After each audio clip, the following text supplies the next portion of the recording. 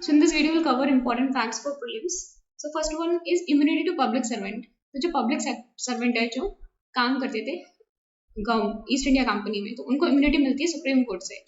क्या होता है 1773 में एक्ट आता है, उसमें सुप्रीम कोर्ट स्टैब्लिश करता है होता है, तो सुप्रीम कोर्ट के पास जुडिक्शन होती है ओवर द पब्लिक सर्वेंट। जो ईस्ट इंडिया कंपनी के सर्वेंट्स थे उनके ऊपर जुडिक्शन होती है। तो ईस्ट इंडिया कंपनी के सर्वेंट के ऊपर डबल जुडिक्शन थी, एक तो सुप्रीम कोर्ट की as well as governor general की। तो काफी प्रॉब्लम क्रिएट करा था। तो इसलिए क्या होता था कि यहाँ पे सुप्रीम कोर्ट की जुडिक्शन 1781 में एक्ट ऑफ सेटलमेंट से ये सुप्रीम कोर्ट की jurisdiction East India Company servant से हटा दी जाती है। तो only they were responsible only to the governor general of India. तो उसको बोलते थे governor general of Bengal at that time. तो ये दो एक्ट इंपॉर्टेंट है 1773 का एंड 1784। 1773 में क्या किया जाता है, पहली बार पॉलिटिकल एंड एडमिनिस्ट्रेटिव फंक्शन को रिकॉग्नाइज किया जाता है। And in 1784 political and commercial function को सेपरेट करा जाता है। तो 1773 में पॉलिटिकल एंड एडमिनिस्ट्रेटिव फंक्शन को रिकॉग्नाइज किया जाता है, 1784 में पॉलिटिकल एंड कमर्शियल फंक्शन को सेपरेट कर दिया जाता है। तो कॉर्नवालिस इंडिया में आने के लिए रिलक्टेंट था, बिकॉज गवर्नर जनरल को क्या करते थे लोग 3 रेशियो ऐसे इस तरीके से गवर्नर जनरल की एंड काउंसिल ऑफ 4। तो यहाँ पे ज्यादातर गवर्नर जनरल के अगेंस्ट रहते हो, तो जो वैरेन हेस्टिंग था उसको काम करने में बड़ी दिक्कत आती थी। इसलिए कॉर्नवालिस ने बोला कि हमें वीटो पावर चाहिए। वैरेन हेस्टिंग को कास्टिंग वोट मिला था, मींस बस एक एक्स्ट्रा वोट मिला था कि जब दे सकते थे इन द केस ऑफ जब इक्वल रेशियो जैसे 2:2 आए, तो उस केस में वैरेन हेस्टिंग कास्टिंग वोट डाल सकता था। लेकिन यहाँ पे कॉर्नवालिस को क्या दिया जाता है, veto power. So he could override the decision of the council bye the act of 1786। तो जो सैलरी जाती थी, ये जो 2 ऑफिस क्रिएट किए थे उन्होंने, एक तो board of control and code of director, ये स्टैब्लिश किए थे 2 office by the Pitt's India act of 1784। इसकी सैलरी इंडिया से जाती थी एंड ये डिसाइड किया था 1793 में कि इनकी सैलरी इंडिया से जाएगी। कंटिन्यू रहता है 1990 से वो अपने ऊपर इसकी सैलरी ले लेते हैं, बट 1790 to 1990 तक ये सैलरी इंडिया से जाती थी एंड ये डिसाइड किया था by the act of 1793 and ये एंड किया था बाय द एक्ट ऑफ 1919। ये जो बॉडी थी board of control code of director, इसी को बाय द रिवोल्ट ऑफ 1857 इसको बना देता है एसओएस। तो एसओएस की सैलरी 1919 से was given by the British parliament and 1793 से स्टार्ट हुआ था कि that this will be given by Indian money. India में क्रिश्चियन मिशनरी को ऑफिशियली अलाउ किया जाता है, क्रिश्चियन मिशनरी आ सकते हैं इंडिया में, तो that was allowed by the act of 1813 and पहली बार ये 1 लाख रुपए देते हैं एजुकेशन के लिए, ये दिया जाता है बाय द एक्ट ऑफ 1813। तो क्रिश्चियन मिशनरी और 1 लाख एजुकेशन को दिए जाते हैं by the act of 1813। First time जो ब्रिटिश गवर्नमेंट रिस्पॉन्सिबिलिटी लेती है कि हमारी भी responsibility as a government towards Indians, तो ये रिकॉग्नाइज करते हैं इन द एक्ट ऑफ 1833। इसमें पहली बार बोलते हैं कि British subjects and Indian subjects are equal. लेकिन यहाँ पे क्या होता है, बात चलती है कि इंडियंस को भी अलाउ करना चाहिए सिविल सर्विसेज में, लेकिन यहाँ पे बहुत अपोजिशन होता है। तो 1833 के एक्ट में ये हो नहीं पाता है, तो डेट हैपन इन 1853 के एक्ट में होता है। एंड फर्स्ट लॉ कमीशन बनती है 1834 में under the chairmanship of Lord Macaulay. तो ईस्ट इंडिया कंपनी की जो मोनोपोली होती है वो 1830 के एक्ट से खत्म हो जाती है, बट कंटिन्यू रहता है trade in T and trade with China, उसमें मोनोपोली अभी भी बनी रहती है। एंड 1833 में ईस्ट इंडिया कंपनी को प्योरली एडमिनिस्ट्रेटिव बॉडी बना दिया था, सारे कमर्शियल फंक्शन खत्म कर दिए जाते हैं, तो मोनोपोली जो होती है ईस्ट इंडिया कंपनी की वो एंड हो जाती है। तो पहली बार अटेम्प्ट होता है कि इंडियंस को भी सिविल सर्विसेज में आना चाहिए, वो अटेम्प्ट किया जाता है 1833 में, लेकिन ब्रिटिशर से बहुत अपोजिशन आता है। तो फिर क्या होता है 1853 में फाइनली जो एग्जाम होता है ओपन किया जाता है for the Indians as well. Government of India act के 1833 में बहुत इंपॉर्टेंट प्रोविजन होता है कि इसमें बोला जाता है कि there will be no difference between Britishers, British subjects as well as Indian subjects. तो गवर्नमेंट वॉन्ट डिस्क्रिमिनेट। तो स्लेवरी को अबॉलिश किया जाता है by the So slavery was abolished by the Charter Act of 1833 and was abolished in 1843. So slavery was abolished in 1843 under the Charter Act of 1833. So हमारा governor general of India का बनता है। तो governor general of India was made in 1833. The maximum centralization हो जाता है from the governor of Bengal. He was made governor general of India and Bantic, Lord William Bantic was the first governor general of India. तो यहाँ पे governor general of India बन जाता है, तो बंगाल का हमें यहाँ पे गवर्नर जनरल ऑफ इंडिया दिखता है। तो यहाँ पे एक सेपरेट गवर्नर ऑफ बंगाल बनाया जाता है, जो बंगाल की चीज देगा, गवर्नर जनरल ऑफ इंडिया पूरे इंडिया को देगा। ये बनाया जाता है 1853 में, separate governor of Bengal under the governor general of India. पहले क्या करता था, governor general of India Bengal को भी देखता था, पूरे इंडिया को भी देखता था। अब क्या गया, इस बंगाल के लिए अलग गवर्नर दे दिया जाता है। तो गवर्नर जनरल ऑफ इंडिया का काम होता है पूरे इंडिया को एडमिनिस्टर करना, सुपरवाइज करना। तो पहले क्या होता है, एग्जीक्यूटिव बहुत इंपॉर्टेंट होता है। धीरे धीरे क्या होता है, एग्जीक्यूटिव की पावर कम होती है, लेजिस्लेचर की पावर बढ़ती है। आज अगर देखा जाए तो legislature is more important as legislature, executive is responsible to legislature. तो पहली बार एग्जीक्यूटिव एंड लेजिस्लेचर फंक्शन कब कब सेपरेट किए जाते हैं? It was separated in 1853। Legislative and executive function are separated. Open competition for civil services start किया जाता है फॉर इंडियंस इन 1853। 1833 में ट्राई करते but it failed, so therefore open competition start in 1853। और 1853 में एक इंपॉर्टेंट काम किया जाता है, कोर्ट ऑफ डायरेक्टर होते हैं 24 से, इनको कर दिया था 18 बाय द एक्ट ऑफ 1853, 24 से 18। तो इंडियंस को लेजिस्लेचर में अलाउ करना, इंडियंस भी आएंगे लेजिस्लेचर में, as well as portfolio system, portfolio allocate होते हैं, as well as ordinance system, ये आता है बाय द एक्ट ऑफ 1861। तो 1861 में 3 इंपॉर्टेंट चीजें होती हैं, इंडियंस को अलाउ किया जाता है legislature, portfolio system and ordinance system. तो जो नंबर ऑफ लेजिस्लेचर है, पहले 1861 में क्या थे, कितने थे, 6 से 12। फिर 1892 में इसको कर दिया जाता है 10 से 16। फिर 1909 में सीधे 60 कर दिया जाता है। इस तरीके से नंबर बढ़ते रहते हैं इंडियन लेजिस्लेचर के। तो डिस्कशन एंड बजट, की बजट पे आप डिस्कशन करते हो, क्वेश्चन, देखो क्वेश्चन पूछना अलाउ किया था इन 1893 वाले एक्ट से। फिर बजट पे डिस्कशन, बजट पे क्वेश्चन पूछना ये अलाउ करते हैं 1909 में, बजट पे डिस्कशन करना, क्वेश्चन पूछना। Government of India act of 1919 से 2 इंपॉर्टेंट चीजें आती है, एक तो bicameralism means upper house and lower house, पहली बार बाइकैमरिज्म आता है government of India act 1990। And provinces पे क्या आती है, diarchy means reserve subjects and transfer subject. So first time direct election कब होते हैं 1919 में, और इनडायरेक्ट इलेक्शन पहली बार कब होते हैं 1893 में। यहाँ पे इलेक्शन नहीं वर्ड यूज किया जाता है, यहाँ पे यूज किया जाता है नॉमिनेशन, यहाँ पे यूज किया जाता है word nomination on the recommendation of certain bodies. यहाँ पे इनडायरेक्ट इलेक्शन था, 1919 में फर्स्ट टाइम डायरेक्ट इलेक्शन होता है, लेकिन franchise was very limited. And 1919 में फ्रेंचाइज किस बेसिस पे दी गई थी, we must remember PAT means property, education and tax. अगर आपके पास प्रॉपर्टी, अगर आप एजुकेटेड हो और टैक्स देते हो, तो only then you could give the election, then you give the vote. तो ये था PAT, that is property, education and tax. 1919 में जो सेपरेट इलेक्टोरेट था वो एक्सटेंड कर दिया जाता है to this Sikh community, Indian Christian and European and Anglo Indian. फिर government of India act of 1935 में सेपरेट इलेक्टोरेट और ऐड कर दिया जाता है to the schedule caste, women and labour. तो 1935 में फिर से बढ़ाया जाता है। देखो पहले किसको दिया जाता है, मुस्लिम को बाय द एक्ट ऑफ 1909। फिर दिया जाता है Sikh, Anglo Indian, Indian Christian and Europeans, ये दिया जाता है बाय द एक्ट ऑफ 1919। फिर 1935 में 3 और कम्युनिटीज को, women, SC and labour.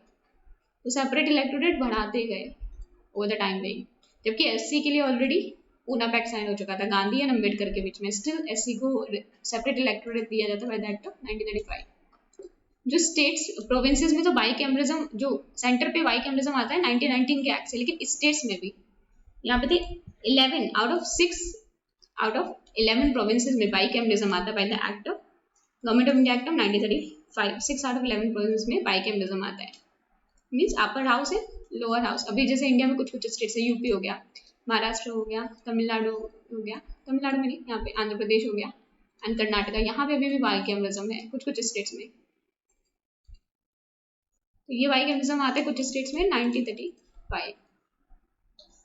So RBI को स्टैब्लिश करने के लिए कौन सी कमीशन बनती है, तो इससे बनती है Hilton young commission. Hilton young commission ये रिकमेंड करती है कि आरबीआई स्टैब्लिश होना चाहिए। आरबीआई जैसी बॉडी जो सेंट्रल बैंक हो कंट्री का, that will manage the finances of the country. So what is half loaf system? तो इंडिया एक्ट ऑफ 1784 जैसे बोलते हैं पिट्स इंडिया एक्ट, तो उसको हाफ लोफ सिस्टम बोलते थे। क्यों बोलते थे, बिकॉज ये क्या करता है, मीडिएट करना चाहता था पार्लियामेंट और कंपनी डायरेक्टर्स के बीच में, कि पार्लियामेंट का कंट्रोल स्टैब्लिश हो। तो पार्लियामेंट स्टैब्लिश करती है बोर्ड ऑफ कंट्रोल, कंपनी पे अपना कंट्रोल बढ़ाने के लिए। तो इसी को बोलते हैं हाफ लोफ सिस्टम, कि ये क्या कर रहे थे, मीडिएट कर रहे थे बिटवीन द पार्लियामेंट और कंपनी डायरेक्टर्स। तो इसलिए पिट्स इंडिया एक्ट ऑफ 1784 को हम बोलते हैं half loaf system. So must remember half loaf system called Pitt's India Act of 1784. So SOS को स्टैब्लिश किया जाता है by the act of 1858 after the revolt of 1857 and it was established as a body corporate. So corporate body की तरह establish किया जाता है that was capable of suing and being sued, मतलब इस पे केस कर सकते थे तो ये भी किसी पे केस कर सकते थे। So it was established as a body corporate as a legal entity. कब रिप्रेजेंटेटिव इंस्टीट्यूशन बनना स्टार्ट होता है, ये जो हमारा जो पार्लियामेंट होता है, which started in 1861 by giving admission to 3 Indians, that is Maharaja Patiala, Sir Dinkan Rao and Raja Banaras, Maharaja Patiala, Sir Dinkan Rao।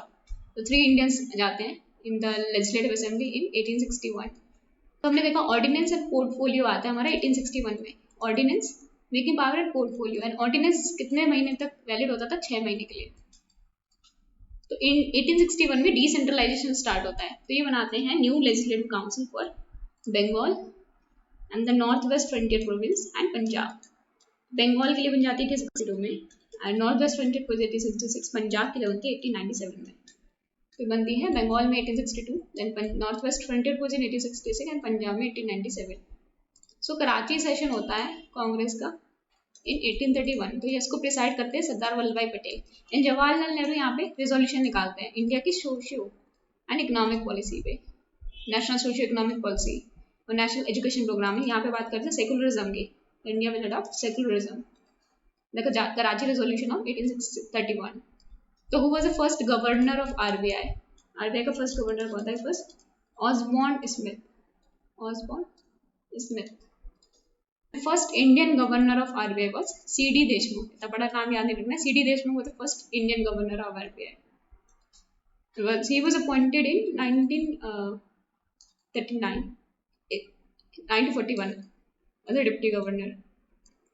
तो आरबीआई का कोई भी फीमेल लेडी गवर्नर नहीं रहा है, तो there has not a female governor ever since it was formed. 1935 में बना था आरबीआई, तब से कोई भी फीमेल गवर्नर नहीं है। 3 फीमेल डिप्टी गवर्नर रह चुकी है, but there was no female governor of RBI. So Cripps mission आता है हमारा 1942 में। तो क्रिप्स मिशन में क्या बोला जाता है कि जो कॉन्स्टिट्यूएंट असेंबली बनेगी, कॉन्स्टिट्यूएंट असेंबली की बात बोलते हैं, कॉन्स्टिट्यूएंट असेंबली बनेगी, एंड ये कौन इलेक्ट करेगा? जो लेजिस्लेटिव काउंसिल के मेंबर है, ठीक है, प्रोविंशियल लेजिस्लेचर के मेंबर है, वो इलेक्ट करेंगे कॉन्स्टिट्यूएंट असेंबली को, and by the system of proportional representation. जब तक नई कॉन्स्टिट्यूशन नहीं बन जाता तब तक ब्रिटिश गवर्नमेंट काम करेगी, and British government will be responsible for defence. ये बोला था Cripps mission of 1942। Who was the first defence minister of India? वो था सरदार बलदेव सिंह। सो सरदार Baldev Singh Chaukar, he was the first defence minister of India. उनके पास बहुत सारा बल था, ऐसे याद रख सकते हैं। ही was the first defence minister of independent India. So India में पहली म्युनिसिपल कॉर्पोरेशन कहाँ पे बनी थी? मद्रास, इन 1687 to 88। मतलब ब्रिटिशर्स ने कंट्रोल भी स्टैब्लिश नहीं किया था, तब बन जाती है। 1726 में म्युनिसिपल कॉर्पोरेशन बनती है Bombay and Calcutta, but in सबसे पहले बनती है मद्रास में इन 1868। तो सबसे पुरानी जो municipal corporation from Madras 1687 to 88।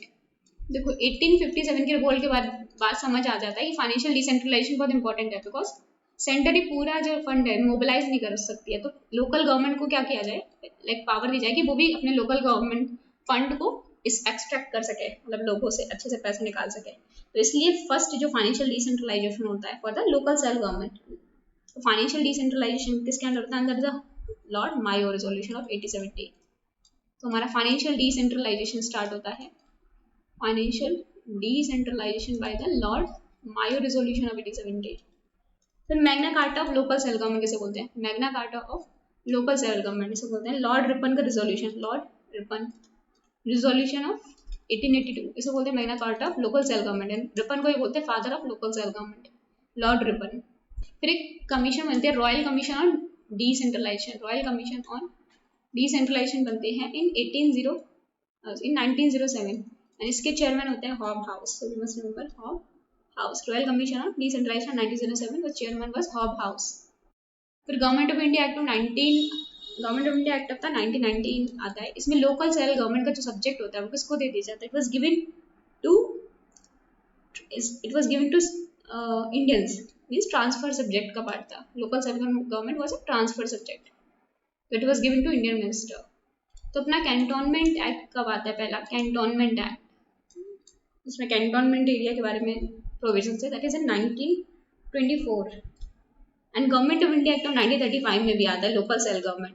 यहाँ पे भी ये प्रोविंशियल सब्जेक्ट रखा जाता है, provincial subjects. So you must remember article 249 is very important. Article 249 में है कि अगर कोई भी अगर ऐसा सब्जेक्ट है that is in the national interest और वो स्टेट लिस्ट में भी है तो भी पार्लियामेंट उस पर लॉ बना सकती है, but for that Rajya Sabha has to pass a resolution supported by not less than 2/3 of the member present in voting.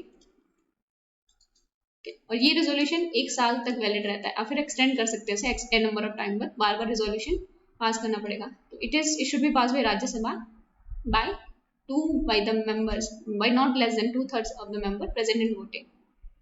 So we must remember parliament can make law on a state subject in the national interest if the resolution passed by the Rajya Sabha that is supported by not less than 2/3 of the members present in voting. ठीक है, article 250 में दे रखा है कि parliament के power है कि वो स्टेट लिस्ट पे अगर बना सकते हैं, लॉ बना सकते हैं अगर इमरजेंसी है, अगर इमरजेंसी लागू है तो पार्लियामेंट स्टेट लिस्ट पे भी लॉ बना सकते हैं। It is given in the article 250 of the constitution.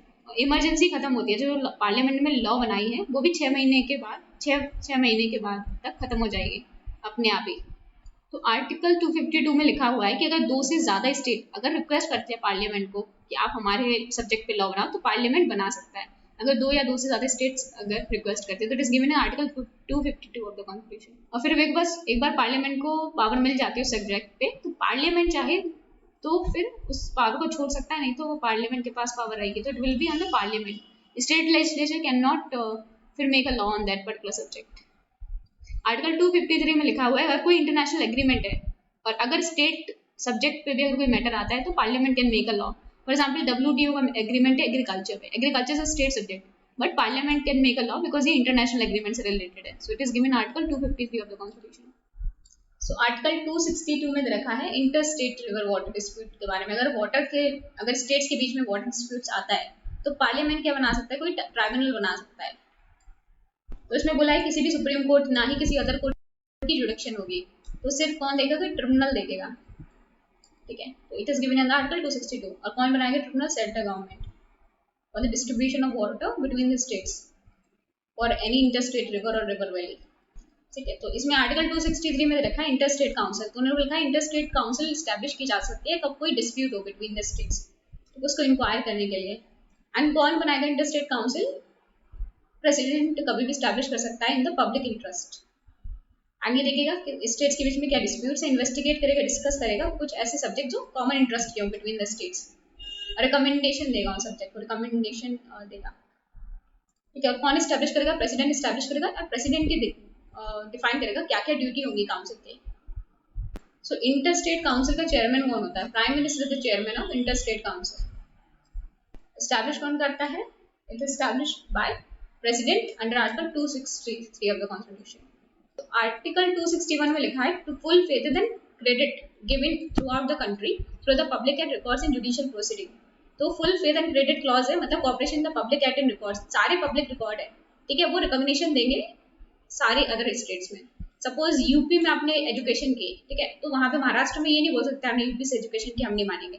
We will have to give full faith and credit clause. अगर आपने ग्रेजुएशन एक स्टेट में की है, ठीक है, तो आपको दूसरे स्टेट में भी माना जाएगा। अगर आपको एक स्टेट में अरेस्ट किया है एक लॉ के अकॉर्डिंग तो दूसरे स्टेट में भी वो अरेस्ट माना जाएगा।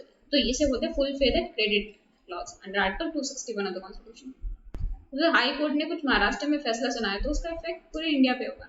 सो this is known as full faith and credit clause. ठीक है, तो आर्टिकल 262 में दे रखा है कि अगर कुछ भी दिक्कत आता है इंटर स्टेट रिवर वैली में, कोई डिस्प्यूट होता है, उसका एडजुडिकेशन क्या होगा। तो पार्लियामेंट क्या कर सकता है, एडजुडिकेशन ऑफ डिस्प्यूट्स के लिए, ठीक है, कोई भी लॉ प्रोवाइड बना सकता है किस तरीके से डिस्प्यूट रिजॉल्व होगा। तो और इसमें कोई भी सुप्रीम कोर्ट या कोई और कोर्ट नहीं देख सकता है। तो पार्लियामेंट बाय लॉ, ठीक है, इंटर स्टेट रिवर पे कुछ भी एक डिस्प्यूट रिलेटेड बॉडी बना सकता है। तो पार्लियामेंट ने बनाया inter state river water dispute act of 1956 and inter state river board India, ये बना था 1956 में पार्लियामेंट ने under the article 262 of the constitution. So this is the power of the parliament and Article 262. The parliament by law can provide for the adjudication of any dispute or complaint in the case of interstate river dispute. तो article 258 में लिखा हुआ है president अगर चाहे तो with the consent of the government of state either conditionally और unconditionally, देखो कंसेंट लेगा गवर्नमेंट ऑफ स्टेट की, कंडीशनली या अनकंडीशनली गवर्नमेंट और उसके ऑफिसर्स को in relation to the matter with the executive power of union exist. President क्या कर सकता है, वो अपनी पावर डेलीगेट कर सकता है to the state government with और without the consent, with the consent of the government of this, conditionally और अनकंडीशनली। जैसे पोर्ट्स है, अब सेंट्रल गवर्नमेंट के अंदर आता है पोर्ट्स, मेजर पोर्ट्स, लेकिन क्या है सेंट्रल गवर्नमेंट चाहते हैं सपोज महाराष्ट्र गवर्नमेंट पोर्ट्स की ख्याल रखे, तो पार्लियामेंट ये जो सेंट्रल गवर्नमेंट अपनी power through the president with the consent of the government of state conditionally unconditionally power state government को दे सकते हैं। It is given in the article 258 of the constitution. ठीक है, आर्टिकल 258 में लिखा है गवर्नर, किसी स्टेट का गवर्नर गवर्नमेंट ऑफ इंडिया के कंसेंट के साथ आइदर कंडीशनली और अनकंडीशनली, ठीक है, क्या कर सकता है, अपने फंक्शन को डेलीगेट कर सकता है उन सारे मैटर पे जहाँ पे executive power of the state x tends.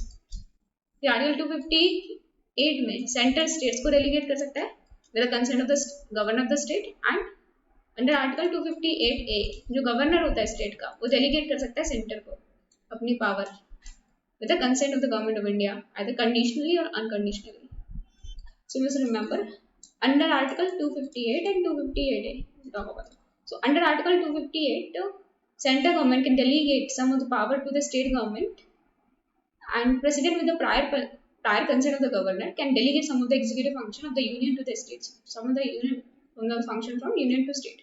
And article 258A, governor of the state with the prior consent of the president की prior consent लेनी पड़ेगी, can delegate the function to the union. तो state है अपने function जो भी होगा delegate करेगा to the union and some of the executive function and thus achieve some sense of cooperation. तो cooperation के लिए अपने functions को delegate कर सकते हैं अंदर आर्टिकल 258A। जोनल काउंसिल है, इनका आइडिया मूव किया था by the then Jawaharlal Nehru in by the state reorganisation act जब पास हुआ था 1956 में। तो इंडिया में 5 जोन्स डिवाइड किए हैं, northern, central, eastern, western and southern, और हर एक जोन के लिए काउंसिल है। So these are the all zonal councils. This is northern, then central, eastern, western and southern, and north eastern अलग zonal council, it was established in 1971 and all other zonal council were established by state reorganisation act of 1956। And कुछ ऐसे राजस्थान कौन सी zonal council में आता है, तो you must remember northern zonal council में। तो जम्मू एंड कश्मीर एंड यहाँ पे हमारा हो गया Haryana, so Punjab, Haryana and Himachal Pradesh and Rajasthan is the northern zonal council. Central में आ गया हमारा उत्तराखंड, यूपी आ गया, मध्य प्रदेश आ गया, Chhattisgarh in the central. Eastern में आ गया हमारे Bihar, then we have Orissa, Jharkhand and West Bengal. Then western में आ गया गुजरात एंड महाराष्ट्र। सदर्न में आ गया हमारे Karnataka, Telangana, Andhra Pradesh, Kerala and Tamil Nadu. So you must remember the headquarter. So Northern General Council का New Delhi, Central का Allahabad, Eastern का Kolkata, Western का Mumbai and Southern General Council का Chennai. So there is a convention. So what is convention? Convention is an unwritten rule. So convention is unwritten rules. तो इसमें क्या होता है? It's a kind of legally binding thing. So convention जो follow हो रहा है legally binding होता है, क्योंकि आपको अगर इन्हें चेंज करना है, you require a very solid reason to change it. So convention, what are the convention? First one है मनीवल, जो साइन होता है प्रेसिडेंट के द्वारा, it is also a convention. So money bill sign by the president, we require prior permission of president, is a unwritten rule, is a convention. Then council of minister, when they lose majority in the of the house they resign, it's also convention. Third, 3 category के minister होते हैं, council of minister, cabinet minister and there is a ministry of states of independent charge and Ministry of State under some certain ministry. So these ये भी conventions है। and जो speaker होगा ruling party से होगा, deputy speaker from opposition party is also convention. then 3 session होते हैं parliament के, first one the budget session, monsoon session, the winter session, it is also convention. then caretaker government जो बनती है ऐसा convention, and then council of minister when they lose a majority they resign, it's a convention. फिर care taker government क्या होती है? Care taker government ये need, it's a need given by the article 74। Article 74 में लिखा है there should be council of minister to aid and advice president. तो president को एडवाइस करने के लिए there should always be a council of minister. इसलिए when the council of minister dissolve we establish care taker government to aid and advice the president. But ये care taker government को full power नहीं मिलती, it is kept in a very restricted mode, not in a rigid mode. कभी जरूरत पड़े तो बहुत important decision भी ले सकती है केयर टेकर गवर्नमेंट, लेकिन but it is kept in a restricted mode. And यहाँ पे कॉन्स्टिट्यूशन में साइलेंट है कि इसके फंक्शन क्या होंगे, कॉन्स्टिट्यूशन ने कुछ बोला नहीं है। तो इसको एडवाइस कौन देता है? प्रेसिडेंट एडवाइस देता है on day to day administration. President advice to care taker government on day to day administration कि क्या क्या फंक्शन कर सकता है care taker government, depend on the advice of the president. So national government क्या होती है, ऐसी सिचुएशन आ जाए, बहुत ही ग्रेव क्राइसिस आ जाए, सो ये कोलिशन गवर्नमेंट होती है national government, almost all the party represent in the parliament so that there is no opposition party. National government कोई अपोजिशन पार्टी नहीं होती, so it is form during a period of great national crisis and is a full fledged government. तो यहाँ पे क्या होता है, कोई भी अपोजिशन पार्टी नहीं होती, ये जब बनता है जब बहुत ही क्राइसिस आता है। फॉर एग्जाम्पल चाइना अटैक कर दे, पाकिस्तान अटैक करते हैं, अगर सारी पॉलिटिकल पार्टी एक साथ मिल जाती है और कोई भी अपोजिशन नहीं होता है, तो इसी को बोलते हैं नेशनल गवर्नमेंट। जो एक्ट का इनिशिएशन होता है, जब भी कोई लॉ पास होता है, पहले एक्ट का इनिशिएशन होता है, किसी भी बिल का इनिशिएशन होता है, वो होता है एग्जीक्यूटिव। एग्जीक्यूटिव ही लॉ प्रिपेयर करता है, तो initiation of act is an executive act. Initiation of a bill is an executive act, it's not a legislative act. Passing of the bill is a legislative act, लेकिन initiation क्या होता है, it's an executive act.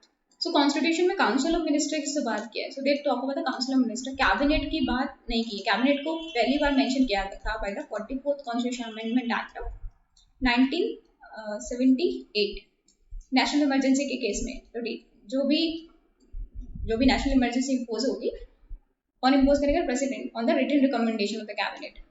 यहाँ पे पहली बार 44th constitution amendment 1978 में cabinet का word use किया गया। जो भी काउंसिल ऑफ मिनिस्टर होते हैं वो 15% से ज़्यादा नहीं हो सकते, 50% of the strength of the Lok Sabha. ये आया था by the 91st constitution amendment act of 2003 से लिमिट लगा दिया कि जो मिनिस्टर होते हैं they can not be more than 50%, so it is the 91st constitution amendment act of 2003। सो किस तरीके से होते हैं council of minister? Council of minister uniform body नहीं होती, कंपोजिट बॉडी होती है। सबसे इंपॉर्टेंट होते हैं कैबिनेट मिनिस्टर, यहाँ पे हेड करते हैं प्राइम मिनिस्टर। कैबिनेट मिनिस्टर के बाद आते हैं important minister, MOS minister of state.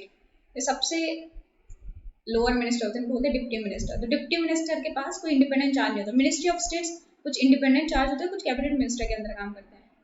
And लेकिन जो डिप्टी मिनिस्टर होते हैं इन्हें कभी इंडिपेंडेंट चार्ज नहीं दिया जाता, या तो ये मिनिस्टर ऑफ स्टेट के अंदर काम करते हैं, कैबिनेट मिनिस्टर के अंदर काम करते हैं। कहते हैं डिप्टी मिनिस्टर। तो जूनियर मोस्ट मिनिस्टर होते हैं deputy minister, they are not given an independent charge, independent ministry नहीं दी जाती है। जो कैबिनेट सेक्रेटेरिएट होता है, तो कैबिनेट को सेक्रेटेरिएट फंक्शन प्रोवाइड करता है, कैबिनेट सेक्रेटेरिएट। इसको हेड कौन करता है, cabinet secretary. And cabinet secretary को अपॉइंट कौन करता है, सो इसको अपॉइंट एंड ओथ कौन दिलाता है, प्राइम मिनिस्टर।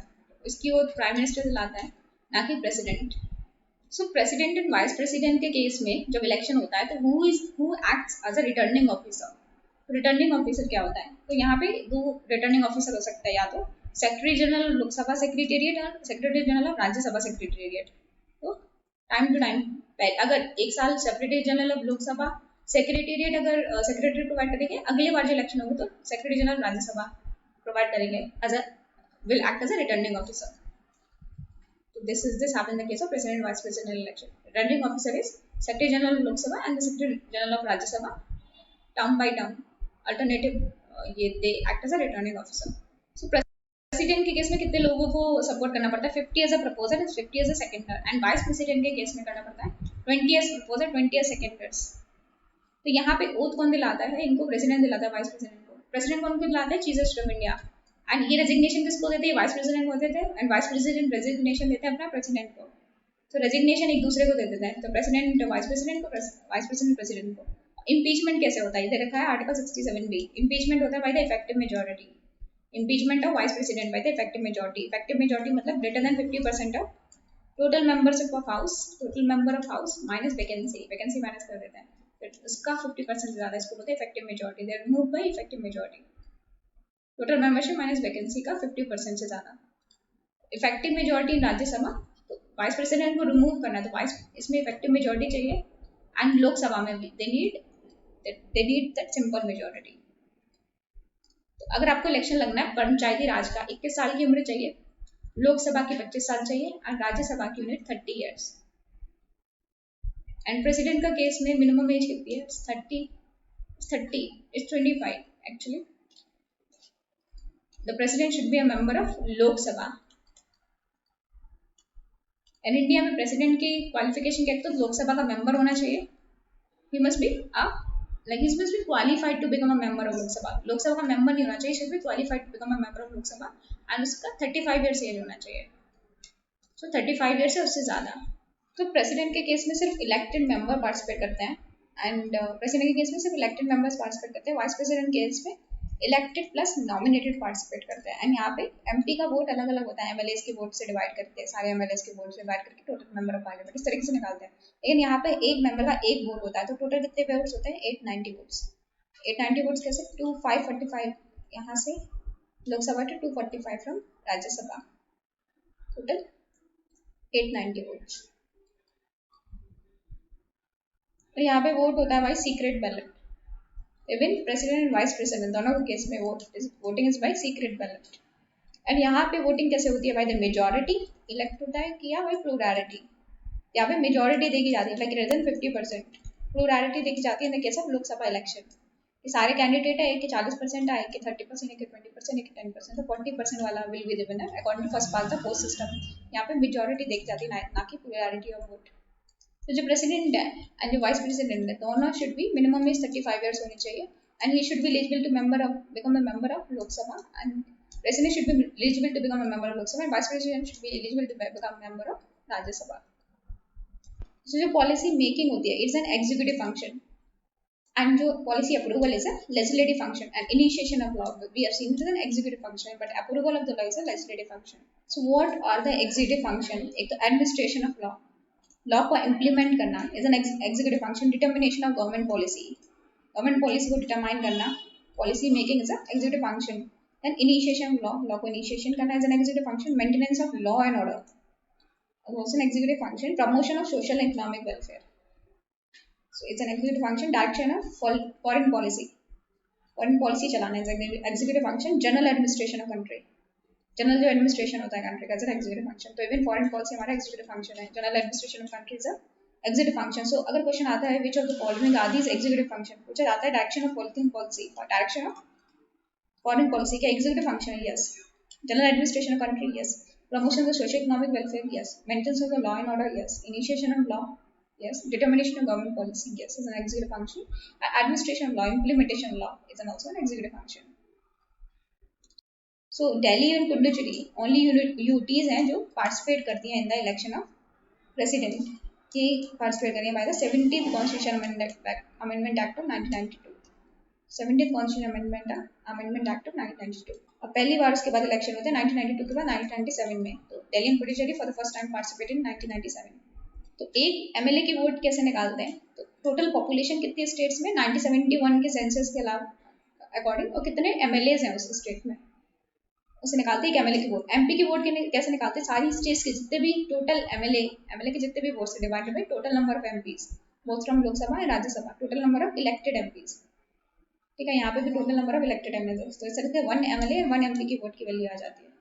यहाँ पे प्रेसिडेंट एंड वाइस प्रेसिडेंट के इलेक्शन में विप इशू नहीं होती, क्योंकि ये जो इलेक्शन होते हैं they are held by secret ballot, इस सीक्रेट बैलेट से होता है, तो यहाँ पे विप इशू नहीं होती, तो कोई भी किसी को भी वोट कर सकता है। तो ऐसे कौन से प्रेसिडेंट थे जिनका कोई अपोजिशन नहीं आया, अनअपोज्ड इलेक्ट हो गए थे? तो ये थे नीलम संजीवा रेड्डी।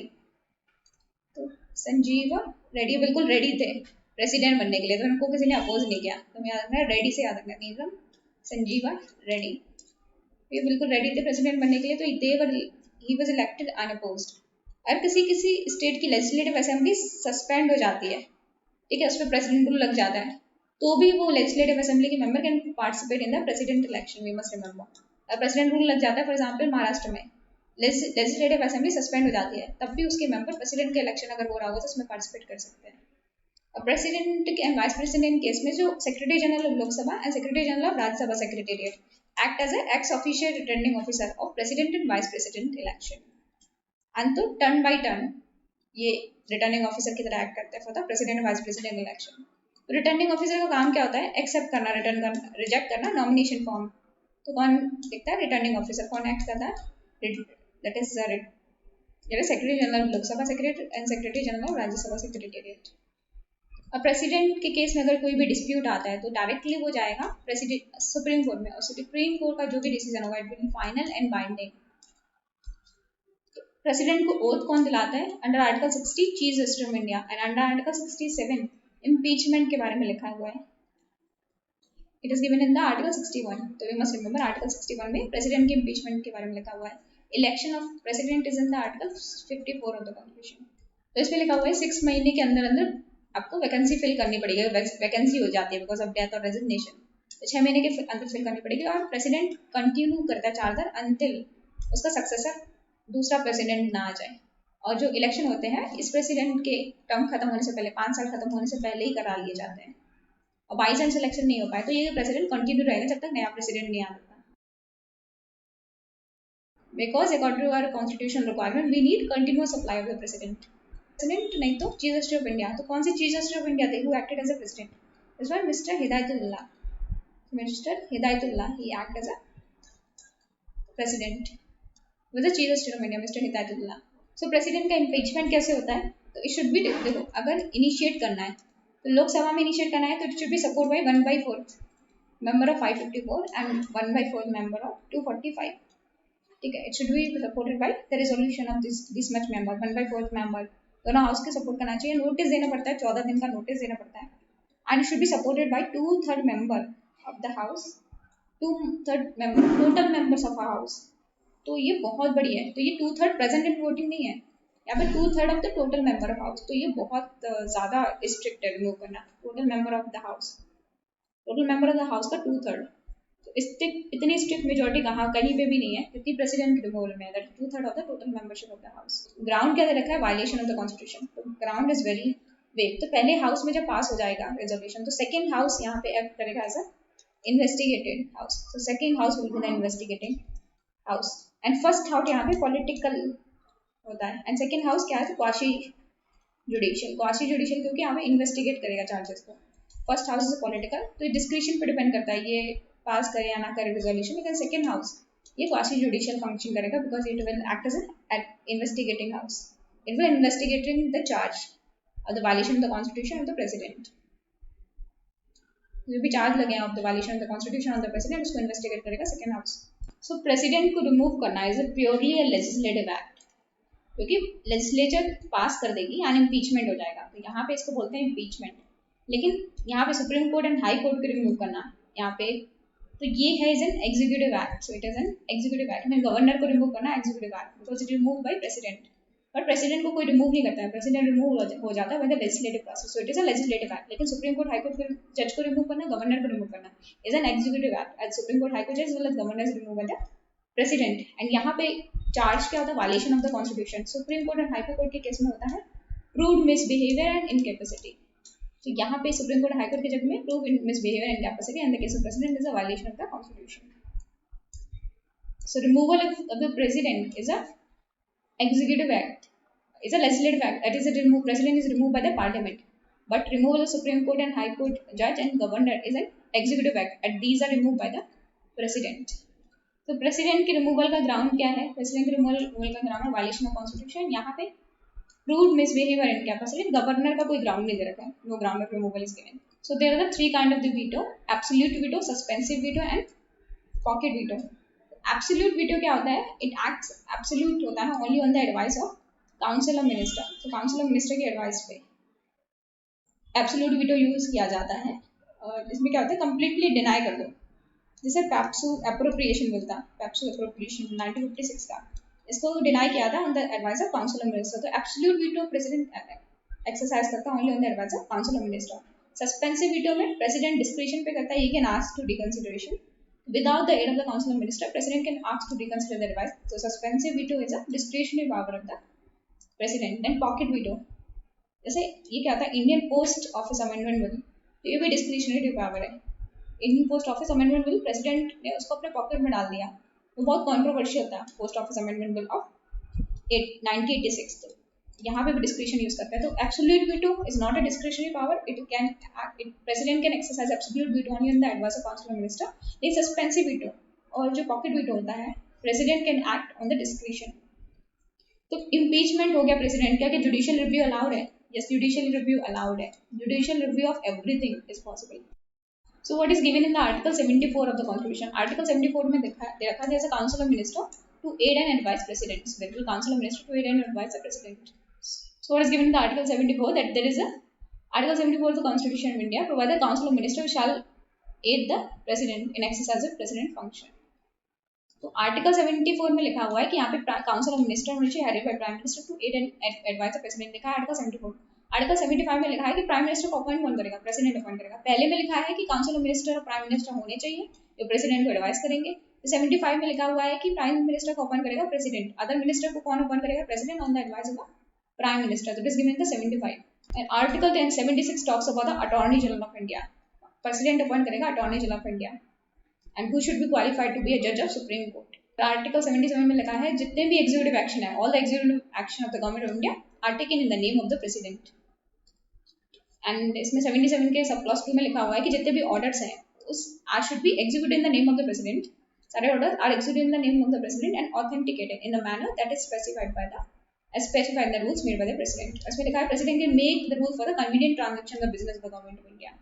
तो convenient transaction of business of government of India who makes rules, president makes the rule for the more convenient transaction of business of the government of India. Article 78 में लिखा है what is the duty of the prime minister with respect to the president. तो president को information देना to furnish the information जितने भी decision है that is taken by the council of minister related to the administration of the affairs of the union, वो सारी जो भी इंफॉर्मेशन किसको देना, प्रेसिडेंट को देना। Information related to the administration of affairs of the union and proposal of the legislator. कि president बोले कि हमें ये आप जो लेजिस्लेशन लेके आ रहे हो उनके बारे में बताओ, और काउंसिल ऑफ मिनिस्टर ने कोई ऐसा डिसीजन लिया है, ठीक है, और जो भी है, जो भी किसी मिनिस्टर ने कोई डिसीजन लिया लेकिन काउंसिल ऑफ मिनिस्टर उसे कंसीडर नहीं किया हुआ है, तो प्रेसिडेंट के में requires the submit the consideration of the council of minister on the matter which a decision have been taken by the minister but has not been considered by the council। Please look at article 78 of the constitution। So most important article is article 74 and 75।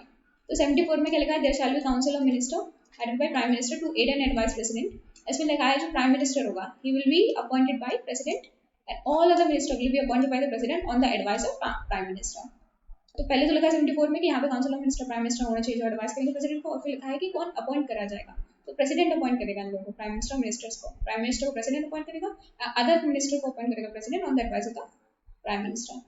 फिर prime minister क्या करता है, advice देता है। तो हमने लिखा है आर्टिकल 74 में दे रखा है there is a prime minister to advice president. तो 42nd और 44 में क्या किया, तो 42nd अमेंडमेंट आता है 1970, 44th कॉन्स्टिट्यूशन एक्ट आता है 1978 में। तो ये क्या करता है, ये कर देता है बाइंडिंग, जो भी एडवाइस दिए काउंसिल ऑफ मिनिस्टर में, बाइंडिंग ऑन द प्रेसिडेंट। लेकिन 44th अमेंडमेंट में क्या करता है, एडवाइस बाइंडिंग तो रखता है लेकिन इसमें ये डाल देता है द प्रेसिडेंट में ask to reconsider the advice, मतलब एक बार रिकंसिडरेशन के लिए बोल सकता है प्रेसिडेंट। ये ऐड किया जाता है पता 44th constitution amendment act of 1978। So article 78 में रखा है right to be inform. Right to inform means president के पास पावर है काउंसिल ऑफ मिनिस्टर में क्या चल रहा है उसके बारे में इन्फॉर्मेशन जानने की। तो ये डिस्क्रिशनरी पावर है प्रेसिडेंट की। प्रेसिडेंट अपने डिस्क्रिशन में प्राइम मिनिस्टर से पूछ सकता है कि काउंसिल ऑफ मिनिस्टर में क्या चल रहा है, तो इट इज अंडर आर्टिकल 78। तो it is a discretionary power of the president to ask to seek information from the prime minister regarding the function of the council of minister, so given in the article 78 of the constitution। तो इसमें दे रखा है देखो दो session के बीच में, parliament के दो सेशन के बीच में 6 महीने से ज्यादा गैप नहीं हो सकता। लेकिन अगर किसी रीजन की वजह से प्राइम मिनिस्टर अगर सेशन नहीं बुलाता है, 6 महीने से ज्यादा हो जाते हैं, 6 महीने क्रॉस कर जाते हैं, तो प्रेसिडेंट के पास पावर है, president can call the session and he will act on his discretion. Otherwise president prime minister के कहने पे सेशन बुलाता है, लेकिन अगर 6 महीने निकल जाते हैं प्राइम मिनिस्टर नहीं बुलाता तो president can call the session on his discretion. तो प्रेसिडेंट कई बार क्या करता है, वार्निंग देता है, ठीक है, या अप्रिशिएट करता है, ये अपने डिस्क्रिशन पे करता है, वार्निंग देता है, अप्रिशिएट करता है, it's a convention and he act on his discretion. तो जो कोई भी पार्टी क्लियर मेजोरिटी इंश्योर नहीं करती है तो प्रेसिडेंट के पास पावर होती है किसको बुलाया जाए पार्टी बनाने के लिए या फ्रेश इलेक्शन अनाउंस किया जाए, तो it is on the discretion of the president. Act on the advice of prime minister, लेकिन प्राइम मिनिस्टर प्रूव ही नहीं कर पाया अपने से। अटल बिहारी वाजपेयी की गवर्नमेंट 13 दिन चली थी, तो अटल बिहारी वाजपेयी ने बोला प्रेसिडेंट से कि आप ऐसा करो, वो करवा लो, इलेक्शन करवा लो, लेकिन प्रेसिडेंट ने नहीं करवाया। President asks for someone else, आप बना के दिखाओ। जब वो नहीं बना पाए then they go for the election. तो now it is a discretion of the president कि वो किसको बनाना चाहते हैं when no party ensure a clear-cut majority, clear-cut majority that 50% of the membership of the house। तो आर्टिकल 75 सब क्लॉज 3 में रखा हुआ था collective responsibility that the council of ministers they are collectively responsible to the Lok Sabha। So ordinance making power for the president is under article 123 of the constitution and article 231 for the governor। Okay, so it is under article 123 for the president and article 213 for the governor, 123 and 213 for the president and 213 for the governor। So you must remember it is not it's not 33121, it is not 3231, it is 213। Ordinance कितने देर तक रह सकता है, जैसे ही री assembly होती है parliament की, उसके 6 वीक्स तक ordinance can be empowered. So ordinance के ऊपर था DC Wadhwa case. So DC Wadhwa case में बोला था सुप्रीम कोर्ट ने कि ऑर्डिनेंस लास्ट रिजॉर्ट में यूज होना चाहिए, लास्ट रिजॉर्ट, जब कुछ बचे नहीं तब यूज होना चाहिए, and can have retrospective effect. Retrospective effect हो सकता है ऑर्डिनेंस का according to DC Wadhwa case. और जो ऑर्डिनेंस के होता है, जो प्रेसिडेंट सेटिस्फाई हो जाए, ये कंडीशन जरूरी है फॉर द ऑर्डिनेंस, और जो प्रेसिडेंट का सेटिस्फेक्शन है, सो प्रेसिडेंट का satisfaction of bringing out ordinance under article 123 subject to judicial review हो सकता है इसका। सो किसी ऑर्डिनेंस के अंडर आर्टिकल 123 एंड 213 कितनी मैक्सिमम पावर हो सकती है? 6 month plus 6 weeks. Maximum power of ordinance can be 6 month and 6 weeks. And यहाँ पे क्या होता है, लेजिस्लेटिव पावर का प्रेसिडेंट, देखो लॉ जो होती है इम्प्लीमेंट की जाती है, law implementation is executive act, law implementation done in the name of president, ठीक है, law not made in the name of president, because ठीक है लॉ बनाई जाती है as a legislative function, and president is not a legislative head of the state, is only executive head of the state. So इसलिए law implementation done in the name of the president, and but not law is not made in the name of the president, but is implement in the name of the president but not made in the name of the president. तो president के पास power होती है समन करने के house की, prorogue करने का, एंड डिसॉल्व करना। President can summon the house, prorogue the house and dissolve the house. And ये कभी 12 मेंबर्स को नॉमिनेट करते हैं अंदर राज्यसभा, एंड जो प्रेसिडेंट होता है वो रिपोर्ट रखता है पार्लियामेंट में, किसकी? बजट रखवाता है, फाइनेंस मिनिस्टर रखवाता है कौन है? प्रेसिडेंट। देन कैट की रिपोर्ट, फाइनेंस कमीशन की, यूपीएससी की, national commission of schedule caste, schedule tribe and backward classes की रिपोर्ट रखवाता है president. Budget, CAT, finance commission, UPSC, national commission schedule caste, schedule tribe and backward classes. Financial power क्या होती है president की? एक तो मनी बिल, सेकेंड फाइनेंस जो कमीशन होती है प्रेसिडेंट अपॉइंट करता है टाइम टू टाइम। मनी जो भी रिलीज होती है कंटीजेंसी फंड ऑफ इंडिया से, can be release only by the sanction of the president. Fourth, no demand of grant can be made without the approval of the without except for the recommendation made by the president. तो कोई भी demand of grant नहीं approve हो सकती है except for the recommendation made by the president. तो judicial power क्या होती है प्रेसिडेंट की? एक तो ये कि चीफ जस्टिस ऑफ अदर जजेस को अपॉइंट करना प्रेसिडेंट के अंदर होता है, हाई कोर्ट सुप्रीम कोर्ट के जजेस को अपॉइंट करता है प्रेसिडेंट। सेकंड कि एडवाइस ले सकता है सुप्रीम कोर्ट से, एडवाइस ले सकता है सुप्रीम कोर्ट से, एक तो लॉ से रिलेटेड और प्री कॉन्स्टिट्यूशनल से रिलेटेड। अगर प्री कॉन्स्टिट्यूशनल ट्रीटी है तो वहां भी supreme court is bound, supreme court advice देनी पड़ेगी। लेकिन अगर लॉ से रिलेटेड है, सपोज पार्लियामेंट कोई लॉ ला रहा है एंड प्रेसिडेंट चाहता है एडवाइस दे, तो सुप्रीम कोर्ट मना भी कर सकता है। It's not binding on the supreme court to give advice on a law, but it is binding on the Supreme Court to give advice on a pre-constitutional treaty. So, pardoning power of the president is given in Article 72. It is not a judicial power. It is an executive power. Pardoning power जो president की judicial power नहीं है, because it depend on the discretion of the president. जहाँ पे discretion power आ गई, वो judicial power नहीं हो सकती, because judicial power facts and law के according काम करती है। लेकिन यहाँ पे president की discretion है, therefore it is an executive power, not a judicial power. So, parliament की power है PRRC. तो इसमें क्या है?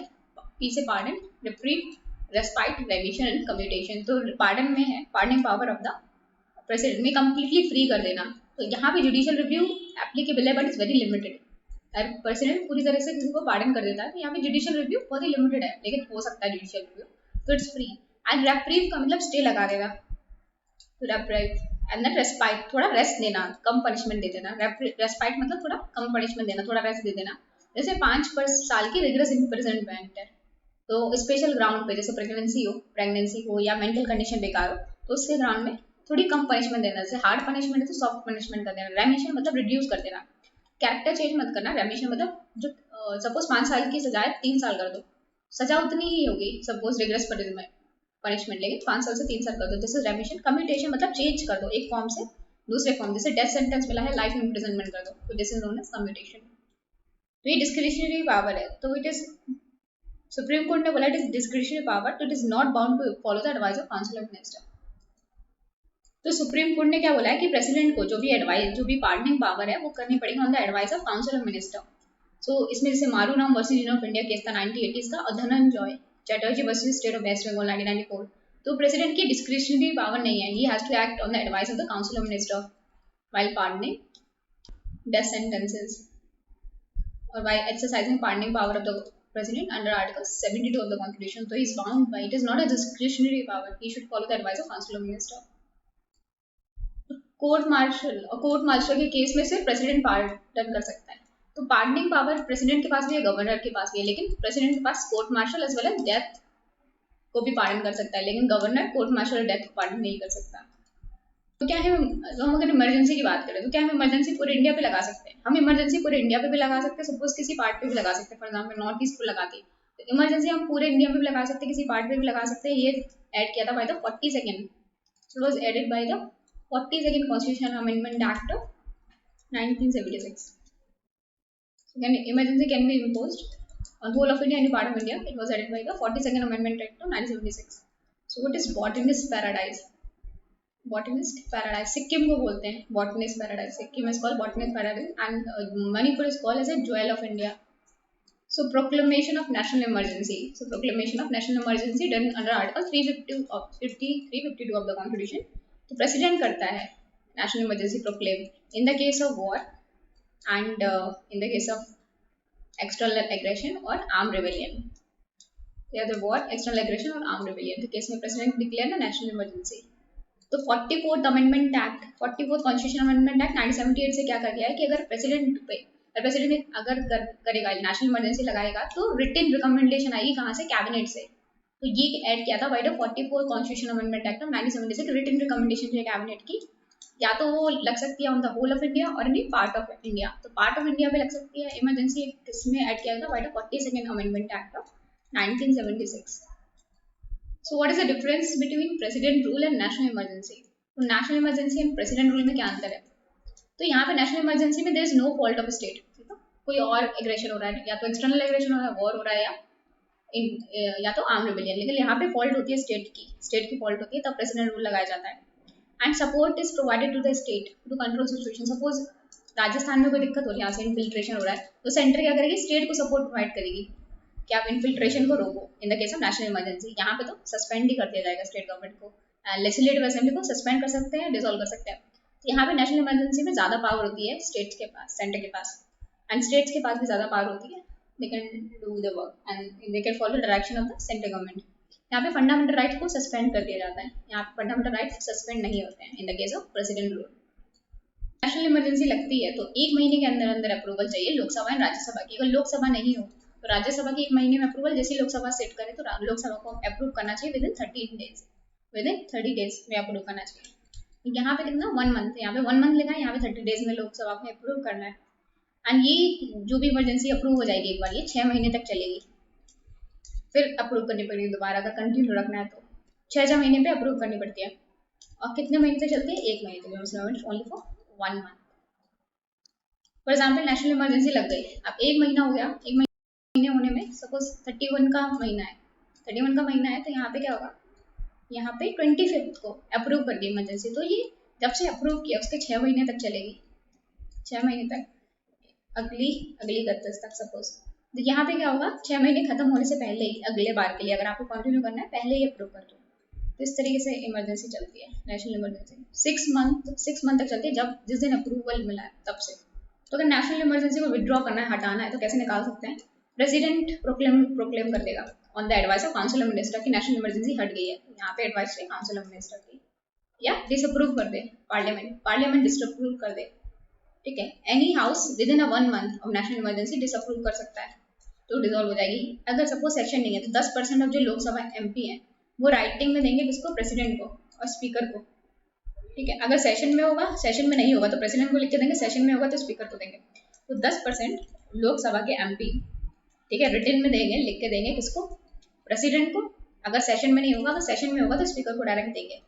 अगर सेशन में नहीं होगा तो प्रेसिडेंट क्या करेगा? स्पेशल सेशन बुलाएगा 14 दिन के अंदर अंदर, एंड फिर करेंगे, तो फिर कंसिडरेशन जाएगा, मोशन पास होगा to discontinue the national emergency and it can be pass by simple majority. अगर डिसकंटिन्यू करने वाला अगर रेजोल्यूशन पास हो जाता है बाई सिंपल मेजोरिटी तो नेशनल इमरजेंसी खत्म हो जाएगी।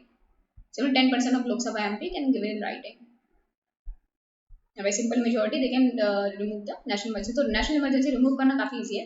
एक तो प्रेसिडेंट जैसे लगाई थी by proclamation he can revoke it on the advice of council of minister, disapprove कर देगा पार्लियामेंट, ठीक है, disapproval by parliament with in 1 month वो डिसअप्रूव कर दे। और 10% लोकसभा MP रिटन में देखते हैं या तो प्रेसिडेंट को या स्पीकर को। अगर सेशन नहीं तो प्रेसिडेंट क्या करेगा? 14 दिन के अंदर सेशन बुलाएगा, रेजोल्यूशन पास होगा by simple majority for the removal of the national emergency. अगर नेशनल इमरजेंसी लग जाती है तो क्या होगा, एग्जीक्यूटिव फंक्शन क्या होगा, एग्जीक्यूटिव फंक्शन पे क्या अंतर आएगा।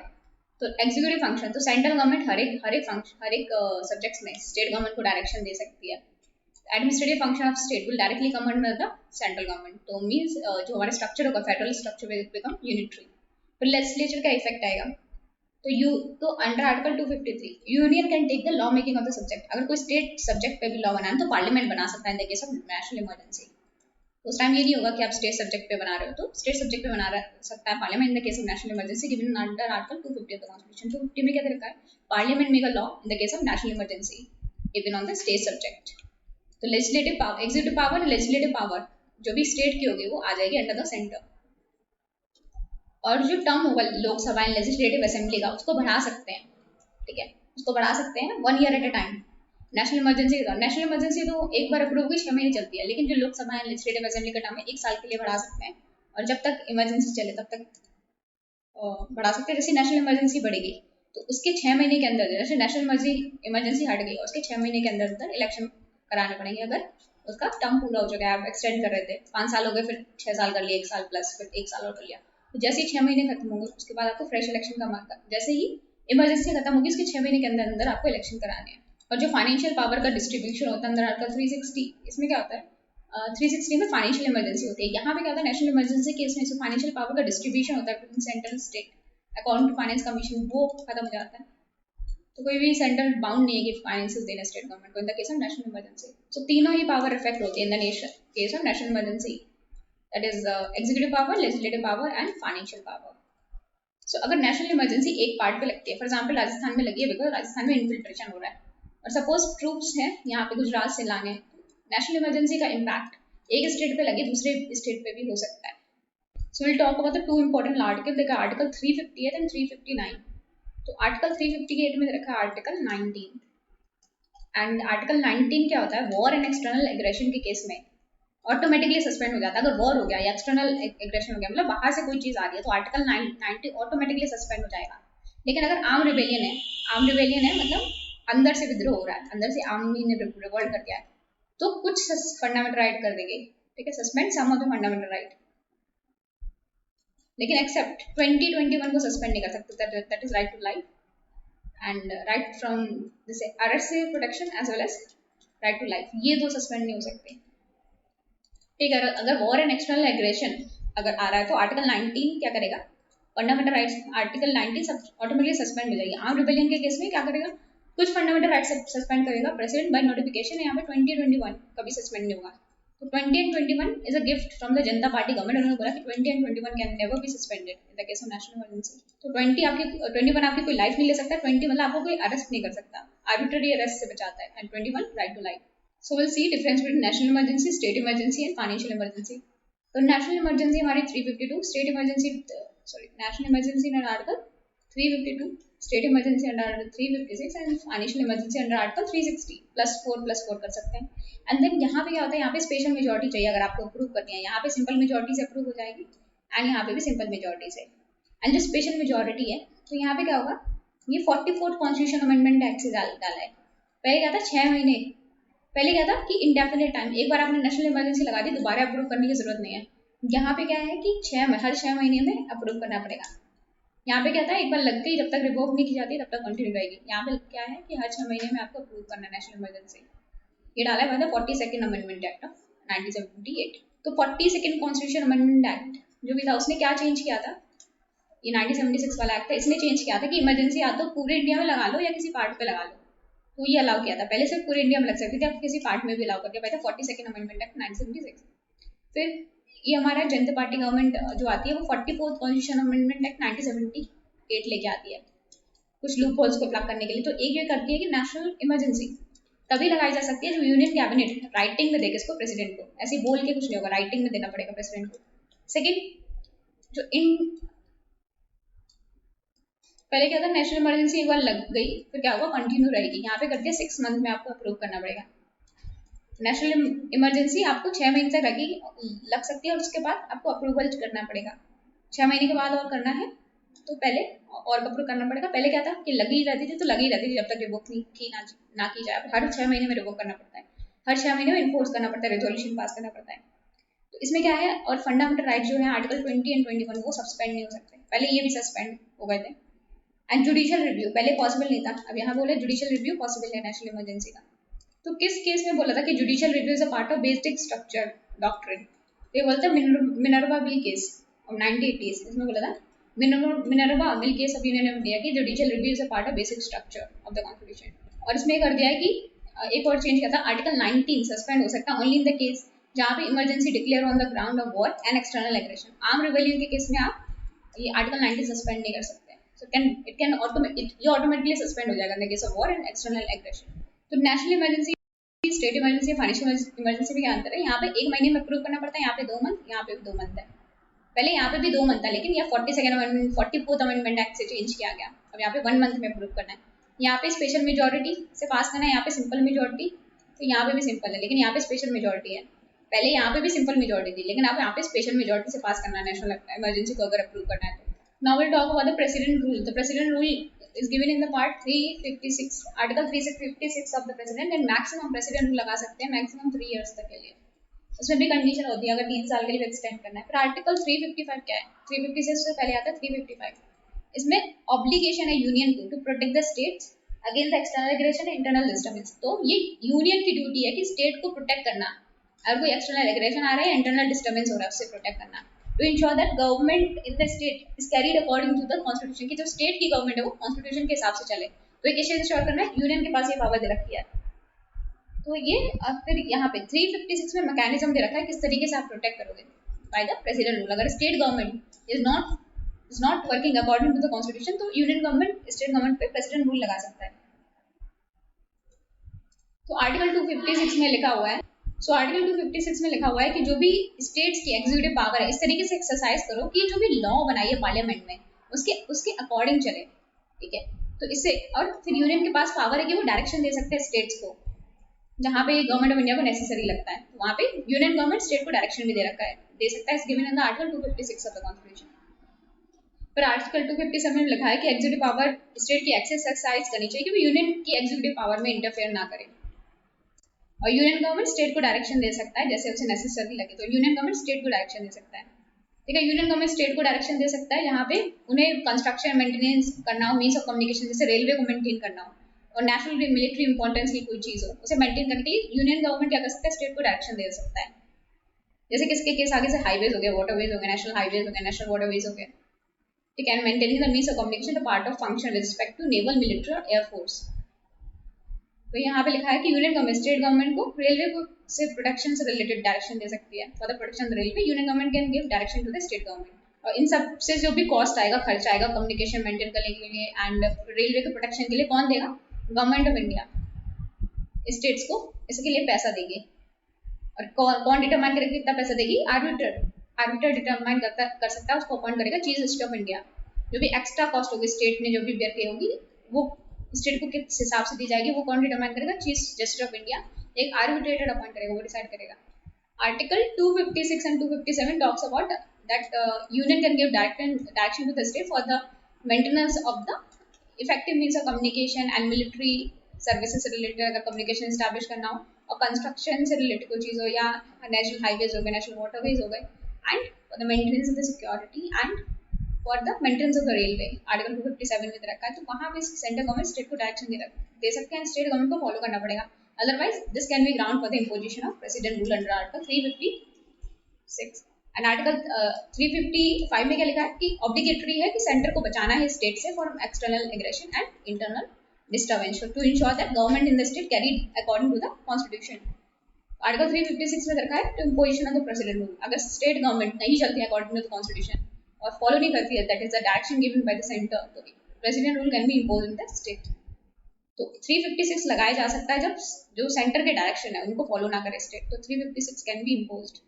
356 कैसे लगा सकते हैं, देखो प्रेसिडेंट रूल लगा दिया, ठीक है, एक बार अप्रूव कर दिया, 6 महीने तक चलेगा प्रेसिडेंट रूल, एंड अगर आपको 2 महीने के अंदर आपको अप्रूव करना पड़ेगा, और 6 महीने कंटिन्यू रहेगा जब से आपने लगाया था तब से। नेशनल इमरजेंसी के केस में क्या था, जब आपने अप्रूव किया, सपोज 25 तारीख को अप्रूव किया, 30 तारीख तक खत्म होना था, तो 25 तारीख से 6 महीने चलेगा। यहाँ पे प्रेसिडेंट रूल के केस में जब से आपने प्रेसिडेंट रूल लगाया उसके 2 महीने के अंदर अप्रूव करना है, वहां से 6 महीने तक प्रेसिडेंट रूल चलेगा। तो यहाँ पे चलता है president rule from the date of proclamation, जब आपने प्रोक्लेम किया उससे 6 महीने, ठीक है, उसके 6 महीने, उसमें 2 महीने में आपने अप्रूव किया, मतलब सपोज आपने यहाँ पे अप्रूव किया तो ये 4 महीने और चलेगा। तो इस तरीके से होता है from the date of approval, from the date of proclamation, sorry from the date of proclamation से 6 महीने। प्रेसिडेंट रूल के केस में क्या होता है, from the date of proclamation, जब आपने इमरजेंसी प्रोक्लेम की, प्रेसिडेंट रूल प्रोक्लेम किया। नेशनल इमरजेंसी के केस में on the date of approval, जब नेशनल इमरजेंसी अप्रूव हुई, सपोज 25वें दिन अप्रूव की थी आपने, नेशनल इमरजेंसी लगा दी एंड 31 दिन तक चल सकती थी, 1 महीने तक, उसके 6 महीने तक चलेगा नेशनल इमरजेंसी। सो तो नेशनल इमरजेंसी केस में on the date of approval and president rule चलता है from the date of proclamation, उसके 6 महीने तक। अगर प्रेसिडेंट रूल 1 साल से ज़्यादा बढ़ाना है तो क्या करना पड़ेगा, 2 कंडीशन होनी चाहिए। तो नेशनल इमरजेंसी लगी हुई है या तो पूरे इंडिया में या किसी इंडिया के किसी पार्ट में, फॉर एग्जांपल नॉर्थ ईस्ट में या किसी और पार्ट में, कश्मीर में लगी हुई है, तो लग सकता है। सेकंड, अगर इलेक्शन कमीशन ऑफ इंडिया लिख दे, अगर election can not be held, condition नहीं कि इलेक्शन हो पाए, तो 1 साल से बढ़ाया जा सकता है, ठीक है। फिर अगर 3 साल से अगर आपको इलेक्शन बढ़ाना है तो आपको कॉन्स्टिट्यूशन अमेंडमेंट करना पड़ेगा, ठीक है। तो अगर आपको 1 साल से बढ़ाना है, 1 साल से ज़्यादा, तो 2 कंडीशन हमने देखी, तो नेशनल इमरजेंसी लगनी चाहिए या इंडिया पूरे इंडिया पे या किसी पार्ट में, या इलेक्शन कमीशन ऑफ इंडिया बोलते हैं कि इलेक्शन नहीं हो सकते। एंड अगर आपको 3 साल से बनाना है तो आपको कॉन्स्टिट्यूशन अमेंडमेंट करना पड़ेगा। बियॉन्ड 3 ईयर्स अगर आपको प्रेसिडेंट रूल बढ़ाना है तो you need a constitution amendment act. तो प्रेसिडेंट रूल लग गया, पहले क्या था, स्टेट लेजिस्लेचर को डिसमिस कर दिया जाता था, अब क्या है, प्रेसिडेंट रूल लग गया तो आप चीफ मिनिस्टर को डिसमिस करोगे, लेकिन स्टेट लेजिस्लेचर को आप सस्पेंड करोगे। और अगर आप पार्लियामेंट अप्रूव कर देती है उसके बाद डिसमिस करते हो, मतलब 2 महीने का टाइम है ना पार्लियामेंट के पास, तो अगर उस टाइम में पार्लियामेंट अप्रूव कर देती है तो आप स्टेट लेजिस्लेचर को डिसमिस करोगे, नहीं तो तब तक सस्पेंड रहती है। तो डिसमिस कर सकते हैं only after state legislature approve the president rule. So president rule लगता है जब प्रेसिडेंट सेटिस्फाई हो जाए that the governance of the state is not carried out in accordance with the provision of the constitution, कि state government constitution के according नहीं चल रही है, तो president can invoke the president rule, या तो on the report of the governor या गवर्नर की रिपोर्ट पे, या otherwise he can proclaim the president rule, ठीक है। तो प्रेसिडेंट रूल लग जाता है, जितना भी एग्जीक्यूटिव फंक्शन होता है स्टेट का प्रेसिडेंट के अंदर आ जाता है। तो president assume in himself all the executive function, सारे executive function in the concern state सारे आ जाते हैं प्रेसिडेंट के पास। एंड प्रेसिडेंट फंक्शन कर सकता है या तो खुद ही, या either on his own on any authority appointed by him, या तो कोई अथॉरिटी अपॉइंट करेगा उसके अकॉर्डिंग, या प्रेसिडेंट खुद ही फंक्शन कर सकता है। सारे एग्जीक्यूटिव फंक्शन जितने कितने भी जाते एग्जीक्यूटिव फंक्शन प्रेसिडेंट के पास आ जाते हैं, या तो प्रेसिडेंट खुद ही उन फंक्शन को करेगा या any authority appointed by him. और फिर क्या होता है, पार्लियामेंट ऑथोराइज कर सकता है, ठीक है, with a bar to spend money out of consolidated fund of state. Parliament president को ऑथराइज करेगा कि आप कंसोलिडेटेड फंड ऑफ स्टेट से पैसे निकाल सकते हो, प्रेसिडेंट खुद नहीं निकाल सकते, इसलिए पार्लियामेंट्री अप्रूवल चाहिए। So president can spend money out of the consolidated fund of the states subject to the approval by the parliament. और जो लॉ मेकिंग पावर होगी तो प्रेसिडेंट किसको डेलीगेट कर देगा, टू द पार्लियामेंट, और पार्लियामेंट फिर क्या कर सकती है, प्रेसिडेंट को डेलीगेट कर सकती है, और प्रेसिडेंट डेलीगेट कर सकता है to any of the union government authority. तो प्रेसिडेंट पार्लियामेंट को, प्रेसिडेंट किसी यूनियन गवर्नमेंट अथॉरिटी को डेलीगेट कर सकता है law making power of the state. तो एसआर बोमई जजमेंट आया था, कर्नाटका के चीफ मिनिस्टर थे एसआर बोमई, तो इनको सस्पेंड कर दिया गया था, प्रेसिडेंट रूल लगा दिया गया था, तो इनको चांस भी नहीं दिया गया अपनी मेजोरिटी प्रूव करने का, अपने आप प्रूव करने का। तो ये एसआर बोमई केस ऑफ 1994, तो power of the parliament president under article 356, ये एक क्या है, कंडीशनल पावर है, ठीक है, subject to the provision of the constitution. और प्रेसिडेंट का सेटिस्फैक्शन सिर्फ प्रेसिडेंट का सेटिस्फैक्शन या the satisfaction of the council of minister. तो जुडिशियल रिव्यू हो सकता है, प्रेसिडेंट रूल का जुडिशियल रिव्यू हो सकता है, it is subject to the judicial review, but court ये नहीं देख सकता है, can not go into the advice given to the president, क्या क्या एडवाइस दी गई है, but it can check the material fact और basis on which advice was given. तो मटीरियल फैक्ट चेक कर सकता है, ये एडवाइस नहीं चेक कर सकता कि एडवाइस सही है कि नहीं है, वो जुडिशियल रिव्यू में ये चेक कर सकता है मटीरियल फैक्ट जो यूज किया वो सही है कि नहीं है। सपोज ये बोला कि राजस्थान में बहुत सारे रेप्स हो रहे हैं, तो अब सुप्रीम कोर्ट देखा कि अच्छा रेप्स हो रहे हैं राजस्थान में, इसलिए प्रेसिडेंट रूल लगाया, तो ये बताइए कैसे पता चला रेप हो रहा है, तो डेटा दे सकता है, मटेरियल फैक्ट देख सकता है वो कि वो फैक्ट सही है कि नहीं सही है। एंड उस हिसाब से act of the president can be declared unconstitutional. So act of the president can be declared unconstitutional. और जो भी गवर्नर की रिपोर्ट होगी, ऐसे नहीं कि बस प्रेसिडेंट रूल लगा दो, उसमें क्लियरली हाईलाइट होना चाहिए कि क्या रीजन है, तो क्लियर हाईलाइट करना चाहिए कंडीशन जिसकी वजह से प्रेसिडेंट रूल लगा रहे हो, कि कैसे कॉन्स्टिट्यूशनल मशीनरी जो है वो फेल हो गई है स्टेट्स में, वो क्लियरली हाईलाइट करनी पड़ेगी जो गवर्नर रिपोर्ट देगा उसमें। और test on the floor of the house, कि अगर सपोज मेजोरिटी चली जाती है तो प्रेसिडेंट रूल लगा दिया, आपको क्या करना पड़ेगा, टेस्ट करना पड़ेगा on the floor of the house and court can revise council of minister, तो रिवाइव कर सकता है जो काउंसिल ऑफ मिनिस्टर है and state legislative assembly dissolve कर दी गई थी या सस्पेंड कर दी गई थी, कोर्ट उसे रिवाइव कर सकता है, ठीक है। और काउंसिल ऑफ मिनिस्टर का और स्टेट लेजिस्लेटिव असेंबली का डिसोल्यूशन साइमल्टेनियस नहीं होना चाहिए। क्यों नहीं होना चाहिए? एसआरओ में जजमेंट में बोला था कि असेंबली को तभी डिसॉल्व कर सकते हैं जब पार्लियामेंट अप्रूवल कर दे, दोनों हाउस से पास हो जाए, ऐसे तब तक असेंबली सस्पेंड रहेगी, लेकिन डिसॉल्व तभी कर सकते हैं जब पार्लियामेंट अप्रूव कर दे प्रेसिडेंट रूल को। एंड इसमें बोला है कि सेकुलरिज्म क्या है, बेसिक फीचर है कॉन्स्टिट्यूशन का, और अगर सेकुलरिज्म खतरे में पड़ता है तो प्रेसिडेंट रूल लगाया जा सकता है उस स्टेट में। सपोज कोई भी स्टेट है, सपोज तमिलनाडु है, वहाँ पे सेकुलरिज्म नहीं फॉलो हो रहा, तो ये ग्राउंड हो सकता है for the invoking president rule because is the basic feature of the constitution, secularism the basic feature of the constitution. अब जब नेशनल इमरजेंसी होती है और प्रेसिडेंट रूल होता है, यहाँ पे क्या होता है, कंकरेंट लेजिस्लेटिव पावर, मतलब सेंटर के पास भी पावर है लॉ बनाने की, स्टेट के पास पावर है लॉ बनाने की, लेकिन सेंटर की लॉ प्रिवेल करेगी बिकॉज सेंटर ज्यादा पावरफुल हो जाता है, स्टेट लॉ पे भी सब्जेक्ट बना सकता है। यहाँ पे क्या होता है, एक्सक्लूसिवली लेजिस्लेटिव पावर आ जाती है सेंटर के पास, स्टेट की जो लॉ मेकिंग पावर होता है वही चली जाती है। यहाँ पे क्या होता है, कंकरेंट लेजिस्लेटिव पावर, यहाँ पे एक्सक्लूसिव लेजिस्लेटिव पावर होता है central government. So will see difference between article 352 and 356 of the constitution. तो यहाँ पे अप्रूव करना पड़ता है 1 मंथ के लिए, यहाँ पे 2 मंथ के लिए, यहाँ पे चाहिए आपको स्पेशल मेजोरिटी, यहाँ पे चाहिए आपको सिंपल मेजोरिटी, ठीक है। यहाँ पे कब होता है स्पेशल, अच्छा यहाँ पे क्या होता है, ये स्टार्ट होता है आफ्टर अप्रूवल, जब अप्रूव करोगे उस दिन से लगेगी, यहाँ पे जब से प्रोक्लेम किया है, तो ये प्रोक्लेम से, जब प्रोक्लेम किया जाए जैसे उस दिन से लगती है, ये इम्पोज की जाती है। और यहाँ पे कोई अपर लिमिट नहीं है, नो टाइम लिमिट, हर 6 महीने बाद जितने टाइम भी अप्रूव कर दो होती रहेगी। यहाँ पे टाइम लिमिट है मैक्सिमम 3 ईयर्स, ठीक है।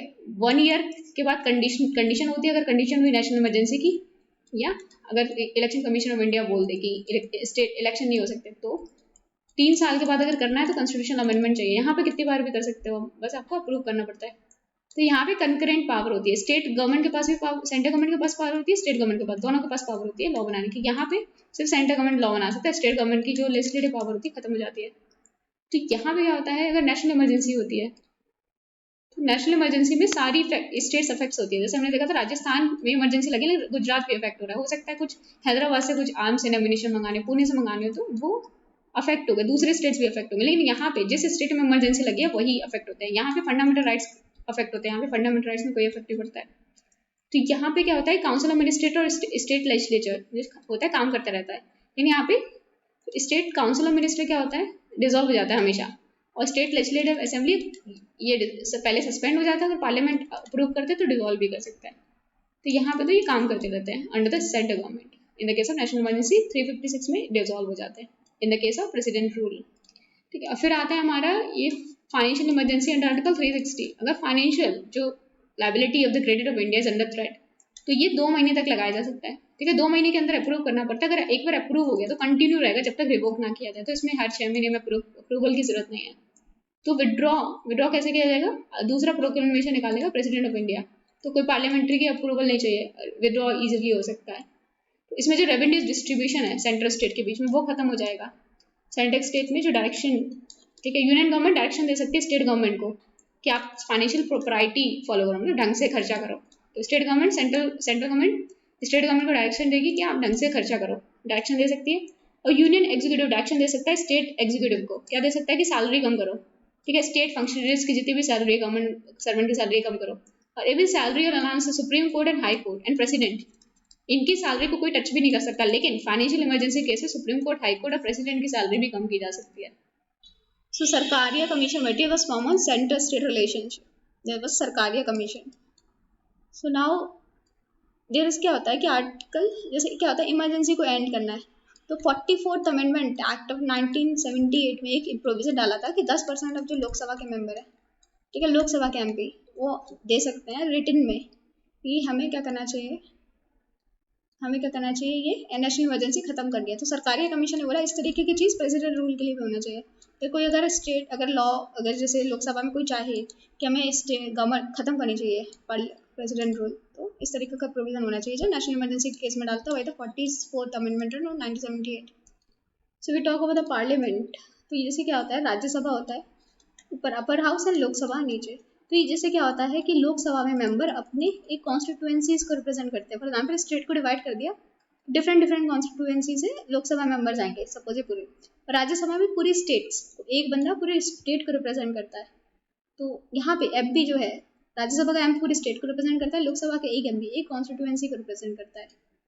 सो राज्यसभा में कितने मेंबर्स हो सकते हैं? There were 250 members and 238 plus 12, इसमें 233 plus 12 that is fixed by state and 12 क्या हो गया? नॉमिनेटेड। 12 क्या होंगे? It will be nominated by the, वैसे मैक्सिमम 250 हो सकते हैं, लेकिन कितने हैं अभी? 245 मैक्सिमम स्टेट द्वारा फिक्स किए गए हैं। तो मैक्सिमम कितने हो सकते हैं? 250 मेंबर्स हो सकते हैं, लेकिन अभी है कितने? 245। कौन कौन सी यूटीज राज्यसभा में से? 2 यूटीज हैं, एक तो दिल्ली, एक Puducherry. So only 2 UTs are represented in the Rajya Sabha. वैसे राज्यसभा स्टेट्स को रिप्रेजेंट करना चाहिए, ठीक है। अगर फेडरल कैरेक्टर रिप्रेजेंट करता है राज्यसभा, तो यूटीज को रिप्रेजेंट करना is a non federal character of the Rajya Sabha, as a unitary feature of the constitution. तो हमारे 233 इस तरीके से 233 प्लस 12, सो इसे 233 में 229 स्टेट्स आते हैं 4 यूटी से, जहाँ पे 3 दिल्ली से 1 पुडुचेरी से। अगर कोई राज्यसभा का एमपी है, he must be voter in any state, must be voter in any state. हमने देखा था प्रेसिडेंट वाइस प्रेसिडेंट का जो इलेक्शन होता है it is by secret ballot से होता है, लेकिन जो राज्यसभा का इलेक्शन होता है it is by open ballot, सब कुछ खुले में होता है, तो it is by open ballot, सबको पता होता है किसने किसको वोट डाला। यहाँ पे भी जैसे प्रेसिडेंट का होता है by the proportional representation and single transferable vote से इलेक्शन होता है राज्यसभा के मेंबर्स का। इसमें भी प्रेफरेंस देते हैं, काउंटिंग होती है 1 2 3 इस तरीके से। राज्यसभा के member are elected by the elected member of legislative assembly, जो इलेक्टेड मेंबर, सपोज यहाँ पे लेजिस्लेटिव असेंबली में आंध्र प्रदेश में इलेक्टेड मेंबर है, वो इलेक्ट करेंगे then the member of Rajya Sabha. हम डायरेक्ट इलेक्शन नहीं करते, हम इलेक्ट करते हैं लेजिस्लेटिव असेंबली के मेंबर को, लेजिस्लेटिव असेंबली मेंबर राज्यसभा के मेंबर को इलेक्ट करते हैं। तो मिनिमम एज कितनी होनी चाहिए? देखो, पंचायत इलेक्शन में 21, लोकसभा में 25, राज्यसभा में ये होनी चाहिए 30 and president and vice president के केस में होती है इट्स 35। राज्यसभा के नॉन फेडरल फीचर्स क्या है? देखो, राज्यसभा फेडरल फीचर को रिप्रेजेंट करता है, मतलब स्टेट का रिप्रेजेंट करता है सेंटर पे, लेकिन कुछ नॉन फेडरल फीचर है। देखो, मनी बिल सिर्फ आप लोकसभा में ला सकते हो, राज्यसभा में नहीं। No confidence motion only in Lok Sabha and vote of thanks, ये सिर्फ इंपॉर्टेंट होता है लोकसभा के लिए। Money bill, no confidence motion and vote of thanks, Rajya Sabha में यहाँ पे कम पावर होती है। एंड यहाँ पे लाइक राज्यसभा के मेंबर्स आते हैं प्रोपोर्शन टू पॉपुलेशन, क्योंकि हर एक स्टेट को इक्वल रिप्रेजेंटेशन मिलनी चाहिए, लेकिन राज्यसभा में नहीं। यहाँ पे क्या है? In proportion to population. सबसे ज़्यादा मेंबर कहाँ से थे? यूपी से आते हैं, 31 राज्यसभा के मेंबर। तो जितनी पॉपुलेशन है उस हिसाब से स्टेट रिप्रेजेंट हो रही है, तो इसकी इक्वल रिप्रेजेंटेशन नहीं है स्टेट्स को, it is a non federal feature. तो all the states are not equal in the Rajya Sabha. Nominated member है 12, इलेक्टेड मेंबर होने चाहिए 12, नॉमिनेट कर दिए, ये भी नॉन फेडरल फीचर है। और यूटीज को रिप्रेजेंट दे दिया, दिल्ली एंड पुडुचेरी के भी 4 मेंबर, 3 दिल्ली के 1 पुडुचेरी के, ये भी नॉन फेडरल फीचर है। Nomination and representation to UT territories is a non federal feature and जो भी मेंबर्स होते हैं it is in the proportion to the population of the state, it is a non federal feature. And इसके बाद राज्यसभा के पास कम power in the case of money bill and no confidence motion in the vote of thanks. कुछ special power मिली है राज्यसभा को, जैसे अंडर आर्टिकल 249 राज्यसभा लॉ बना सकते हैं, और कोई अगर नेशनल इंटरेस्ट में कोई अगर चीज़ है by passing resolution by 2/3 majority, 2/3 majority of the president voting, Rajya Sabha pass कर सकती है अगर ऐसा कुछ बनाना हो। ऑल इंडिया सर्विसेज राज्यसभा के अप्रूवल से क्रिएट हो सकता है under article 312 of the constitution, all India services. तो आर्टिकल 312 बात करता है creation of all India services by the parliament, मतलब काउंसिल ऑफ स्टेट क्रिएट कर सकती है, जो रिजोल्यूशन पास होगा that is supported by not less than 2/3 of the member president voting, ठीक है। तो यहाँ पे जैसे क्या है, प्रेसिडेंट है, यहाँ पे ये होता है president and then Rajya Sabha and this is Lok Sabha. तो राज्यसभा में चेयरमैन, डिप्टी चेयरमैन, लोकसभा में स्पीकर, डिप्टी स्पीकर। तो रेजिग्नेशन कैसे दिया जाता है? देखो, स्पीकर डिप्टी स्पीकर को देता है रेजिग्नेशन, अपना स्पीकर डिप्टी स्पीकर को देता है, डिप्टी स्पीकर स्पीकर को देता है। एंड राज्यसभा में डिप्टी स्पीकर अपना चेयरमैन अपना जो रेजिग्नेशन है चेयरमैन को देता है। Chairman is also ex officio vice president, is like vice president ex officio chairman होता है, तो इसे ऑल्सो वाइस प्रेसिडेंट। तो ये अपना रेजिग्नेशन देता है प्रेसिडेंट को। तो स्पीकर डिप्टी स्पीकर को, डिप्टी स्पीकर स्पीकर को रेजिग्नेशन देगा, एंड डिप्टी चेयरमैन को देगा, चेयरमैन देगा प्रेसिडेंट को। तो इस तरीके से रेजिग्नेशन होता है। सपोज प्रिसाइडिंग ऑफिसर को रिमूव करना, मतलब वाइस प्रेसिडेंट का रिमूव करना है, किससे होता है? इफेक्टिव मेजोरिटी से। इफेक्टिव मेजोरिटी क्या होता है? 50% of that is total membership of house minus vacancy, ये होती है इफेक्टिव इससे ज़्यादा होना चाहिए। 50% of total membership of minus vacancy effective majority से पास होता है। तो राज्यसभा में इफेक्टिव मेजोरिटी चाहिए रिमूव करने के लिए, लोकसभा में सिंपल मेजोरिटी, ठीक है। एंड इनिशिएट हमेशा वाइस प्रेसिडेंट रिमूवल इनिशिएट हमेशा राष्ट्रीय सभा में ही हो सकता है। एंड जो लोकसभा का स्पीकर होता है वो सिर्फ लोकसभा में रिमूव होता है बाय द इफेक्टिव मेजोरिटी, लेकिन राज्यसभा का जो चेयरमैन होगा वो लोकसभा उसमें राज्यसभा में रिमूव करना पड़ेगा bye effective majority and Lok Sabha में रिमूव करना पड़ेगा by the simple majority. And इस लोकसभा का speaker only in the Lok Sabha bye effective majority. यहाँ पे राज्यसभा का कोई रोल नहीं होगा। और रिमूव करने के लिए अगर सपोज स्पीकर को रिमूव करना, लोकसभा के स्पीकर को कम से कम 50 लोग एग्री करने चाहिए, साइन करने चाहिए कि हाँ रिमूव करने का रिजोल्यूशन लाओ, और 14 डेज का एडवांस नोटिस देना पड़ेगा लोकसभा स्पीकर को कि आपको रिमूव करने का रिजोल्यूशन लाया जाएगा। तो लोकसभा में कितने मेंबर होते हैं? 530 स्टेट से, 20 यूटी से एंड 2 एंग्लो इंडियन। अब एंग्लो इंडियन हटा दें मतलब मैक्सिमम 550 मेंबर हो सकते हैं। पहले क्या थे 552, नाउ ओनली 550 मेंबर। तो राज्यसभा में जो मेंबर आते हैं it is based on the population and Lok Sabha में आते हैं बेस्ड ऑन द कॉन्स्टिट्यूएंसी। ठीक है, कॉन्स्टिट्यूएंसी और सारी कॉन्स्टिट्यूएंसी जितनी सपोज ये यूटी है, हर एक कॉन्स्टिट्यूएंसीज में जो नंबर होते हैं ऑलमोस्ट सिमिलर होते हैं, number almost similar in all the constituencies. तो लोकसभा के पास स्पेशल पावर है, अगर आपको इमरजेंसी डिसकंटिन्यू करना है तो 10% of the member of the Lok Sabha written में दे सकते हैं कि हमें क्या करना है, नया सेशन बुलाना है। या तो स्पीकर को लिख के दे सकते हैं, सेशन नहीं होगा तो प्रेसिडेंट को देंगे, प्रेसिडेंट को सेशन बुलाना पड़ता है 14 डेज के अंदर। नेशनल इमरजेंसी को रिवोक करने का एक स्पेशल पावर है इस लोकसभा के पास, जो राज्यसभा के पास नहीं है। और जो भी हमेशा स्पीकर होता है एंड डिप्टी स्पीकर होता है, स्पीकर हमेशा रूलिंग पार्टी से होता है, deputy speaker from opposition party and is a convention. जब तक नई लोकसभा नहीं आती स्पीकर अपने चार्ज पे रहता है, सारे लोग डिसॉल्व हो जाते हैं, लेकिन जब तक नई लोकसभा नहीं आती तब तक स्पीकर अपना चार्ज नहीं छोड़ता। जब नया लोकसभा आएगी तब स्पीकर अपना चार्ज देता है। क्या दिखाता है कि स्पीकर अपना चार्ज नहीं छोड़ा? ये दिखाता है, सिंबॉलिक होता है कि इंस्टीट्यूशन अलाइव, अभी लोकसभा डिसॉल्व हुई है लेकिन अभी इंस्टीट्यूशन अलाइव है, हाउस अभी इंटेक्ट है, बस मेंबर रिप्लेस हो गए। लोकसभा इस सेक्रेटेरिएट होता है जो सेक्रेटेरियल वर्क प्रोवाइड करता है लोकसभा को। ठीक है, इसको हेड कौन करता है? Secretary general of Lok Sabha. यहाँ पे आता है secretary general of Lok Sabha and it is under the control of speaker. तो secretary general Lok Sabha is under the control of speaker. Lok Sabha secretary headed by secretary general of Lok Sabha and under the control of speaker. तो इसमें कौन head है? Speaker of Lok Sabha, Lok Sabha secretariat का। तो speaker is answerable. अगर Lok Sabha secretary काम करता है तो कौन आंसरेबल होगा? Speaker will be answerable because Lok Sabha secretariat come under the administrative control of the speaker of the Lok Sabha. ठीक है, money bill is a money, जो बिल है वो मनी बिल है, राज्यसभा से पहले पहुंचने से पहले स्पीकर सर्टिफाई करता है as a money bill. And अगर स्पीकर का जो डिसीजन है, जुडिशियल रिव्यू हो सकता है, लेकिन जो सुप्रीम कोर्ट है स्पीकर को पनिश नहीं कर सकता but can punish the action, मतलब रिवोक कर सकता है कि मनी बिल नहीं है तो it can declare the non money bill but he can not punish the speaker. Suppose अगर स्पीकर भी नहीं है और डिप्टी स्पीकर भी नहीं है, ठीक है, दोनों ही एब्सेंट है, तो एक पैनल बनाया जाएगा। ठीक है, पैनल में से लोकसभा इलेक्ट करेगा presiding officer for a temporary period. अगर एब्सेंट हो, स्पीकर भी नहीं आया, डिप्टी स्पीकर नहीं आया, तो एक पैनल होता है कुछ मेंबर्स का, उनमें से वो लोग टेम्परेरी पीरियड के लिए प्रिसाइडिंग ऑफिसर इलेक्ट कर देंगे, लोकसभा इलेक्ट कर देगी। और अगर speaker and deputy speaker vacant हो जाए, ऑफिस ही वैकेंट है, तो प्रेसिडेंट किसी भी मेंबर को, लोकसभा के किसी मेंबर को स्पीकर के लिए स्पीकर अपॉइंट कर देगा जब तक नया स्पीकर नहीं आ जाता। देखो, एक तो केस होता है एब्सेंट का कि दोनों एब्सेंट है, स्पीकर और डिप्टी स्पीकर। एक होता है वैकेंसी का कि वो वैकेंसी है, उस पर कोई एग्जिस्ट ही नहीं करता। तो अगर एब्सेंट होगा तो जो पैनल में से किसी को भी स्पीकर बना दिया जाएगा। ठीक है, कौन? हाउस बना देगा, अपने आप इलेक्ट कर लेगा। लेकिन अगर नहीं वैकेंसी है तो क्या होगा? प्रेसिडेंट फिर किसी को टेम्परेरी स्पीकर बनाएगा और फिर स्पीकर को इलेक्ट किया जाएगा। वैकेंसी के केस में प्रेसिडेंट बनाता है पिक्चर में, एब्सेंसी के केस में हाउस खुद ही डिसाइड कर लेता है पैनल में से किसको बनाएंगे हम स्पीकर।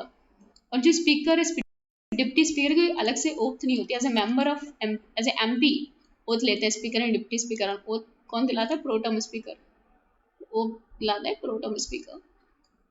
और जो पार्लियामेंट्री कमिटीज होती हैं, ठीक है, ये लोकसभा के अंडर काम करती है। Essentially committee of Lok Sabha, parliament committee Lok Sabha की कमिटी होती है and function in the control of Lok Sabha. And जो भी ज़्यादातर पार्लियामेंट कमिटी है उसका चेयरमैन कौन होता है? स्पीकर। स्पीकर अपॉइंट करता है चेयरमैन और इसमें फंक्शन करती है under the control of speaker. Parliament committee function in the control of speaker. ठीक है, प्रोटम स्पीकर क्या होता है कि नई लोकसभा इलेक्ट हुई, अभी स्पीकर इलेक्ट नहीं हुआ, तो प्रेसिडेंट क्या होता है? जो सीनियर मोस्ट मेंबर होता है, कन्वेंशन है ये, तो जो भी मोस्ट एक्सपीरियंस मेंबर होता है उसे प्रोटम स्पीकर इसे डिक्लेयर कर देते हैं। तो ये क्या करता है? ओथ दिलवाता है, जो न्यूली इलेक्टेड मेंबर सबको ओथ दिलवाता है और प्रिसाइड करता है एज अ लोकसभा स्पीकर की पोस्ट पे जब तक स्पीकर नहीं आता। ठीक है। और इसको इस देखो प्रोटम स्पीकर को जो ओथ होता है कौन दिलाता है? प्रेसिडेंट। और फिर सारे मेंबर्स को जो ओथ कौन दिलाता है? Pro tem speaker. और जो भी speaker and deputy speaker oath लेते हैं वो एमपी ओथ लेते हैं। और कौन दिलाता है? Pro tem speaker. प्रोटम स्पीकर को कौन ओथ दिलाता है? प्रेसिडेंट। और जब रिमूवल हो रहा होता है, सपोज स्पीकर को रिमूव करना है, तो उस टाइम इफेक्टिव मेजोरिटी से रिमूव करते हैं, उस टाइम स्पीकर प्रिसाइड नहीं करता। As a normal member vote कर सकता है, लेकिन स्पीकर प्रिसाइड नहीं कर सकता। एक टर्म कितना होता है लोकसभा का? लोकसभा का टर्म होता है 5 साल। एक्सटेंड करा जा सकता है in the case of national emergency 1 year at time, 1 साल तक, 1 ईयर एट ए टाइम। फिर कितने टाइम एक्सटेंड कर सकते हैं? जब तक नेशनल इमरजेंसी चल रही है। लेकिन जैसी नेशनल इमरजेंसी खत्म हुई उसके 6 महीने के अंदर रिजॉल्व हो जाएगी एंड आपको इलेक्शन कराने हैं। एमपी का डिस्क्वालिफिकेशन देखो 2 तरीके से हो सकता है, तो प्रेसिडेंट कर सकता है या स्पीकर कर सकता है। तो प्रेसिडेंट करेगा on the advice of election commission of India, and speaker कर सकता है, ठीक है, स्पीकर कर सकता है प्रिसाइडिंग ऑफिसर, स्पीकर और चेयरमैन कर सकता है in the case of anti defection law, मतलब अंडर द 10th शेड्यूल। तो प्रेसिडेंट कर सकता है on the advice of election commission of India अगर वो क्या है, ऑफिस ऑफ प्रॉफिट होल्ड किए है, अगर he is of unsound mind, अगर इंसॉल्वेंट हो जाए, ठीक है, अगर not citizen of India, India का सिटीजन ना निकले, किसी और कंट्री की सिटीजनशिप ले ली। अब पार्लियामेंट अगर कोई लॉ बना दे, जैसे आरपी एक्ट ऑफ 1951, उसके अकॉर्डिंग अगर वो डिस्क्वालीफाई हो जाए, ठीक है, उसमें अकॉर्डिंग जैसे एक केस है कि अगर 2 साल से ज़्यादा जेल हो जाए तो वो 6 साल के लिए डिस्क्वालीफाई हो जाएगा। तो इम्पॉर्टेंट है लिली थॉमस केस। तो it is lily Thomas case that अगर जेल हो जाती है 2 साल से ज़्यादा तो वो he will be disqualified for 6 years। तो ये है lily Thomas case. And presiding officer disqualify कर सकता है in the case of anti defection law under the 10th schedule, डाला गया था by the 52nd constitution amendment act of 1985। So disqualified as the presiding officer of the house. So in the case speaker in the case of Lok Sabha, chairman in the case of the Rajya Sabha can disqualify under the anti-defection law of the 10th schedule and was added by 52nd Amendment Act of 1985। Independent candidate किसी भी party को join नहीं कर सकते, nominate candidate कर सकते हैं 6 महीने के अंदर अंदर।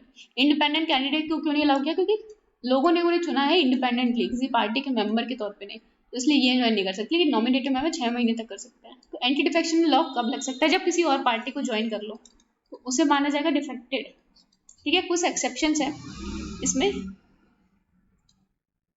तो ये anti defection law speaker deputy speaker पे नहीं लगता है, डिप्टी चेयरमैन पे लगता है। अगर वो अपनी पार्टी से रिजाइन करना चाहे तो कर सकते हैं, तो स्पीकर डिप्टी स्पीकर पे नहीं लगता है, दे कैन रिजाइन। तो इन पे एंटी डिफेक्शन लॉ नहीं लगेगा।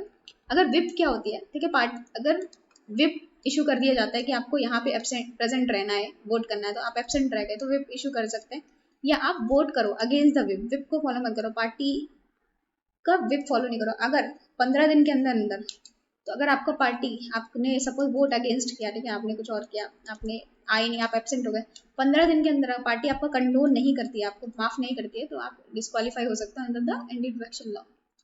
तो अगर ये डिप्टी चेयरमैन और स्पीकर डिप्टी स्पीकर अपनी पार्टी छोड़ देते हैं, दूसरी पार्टी ज्वाइन नहीं करते हैं, तो they are not disqualify under the anti defection law.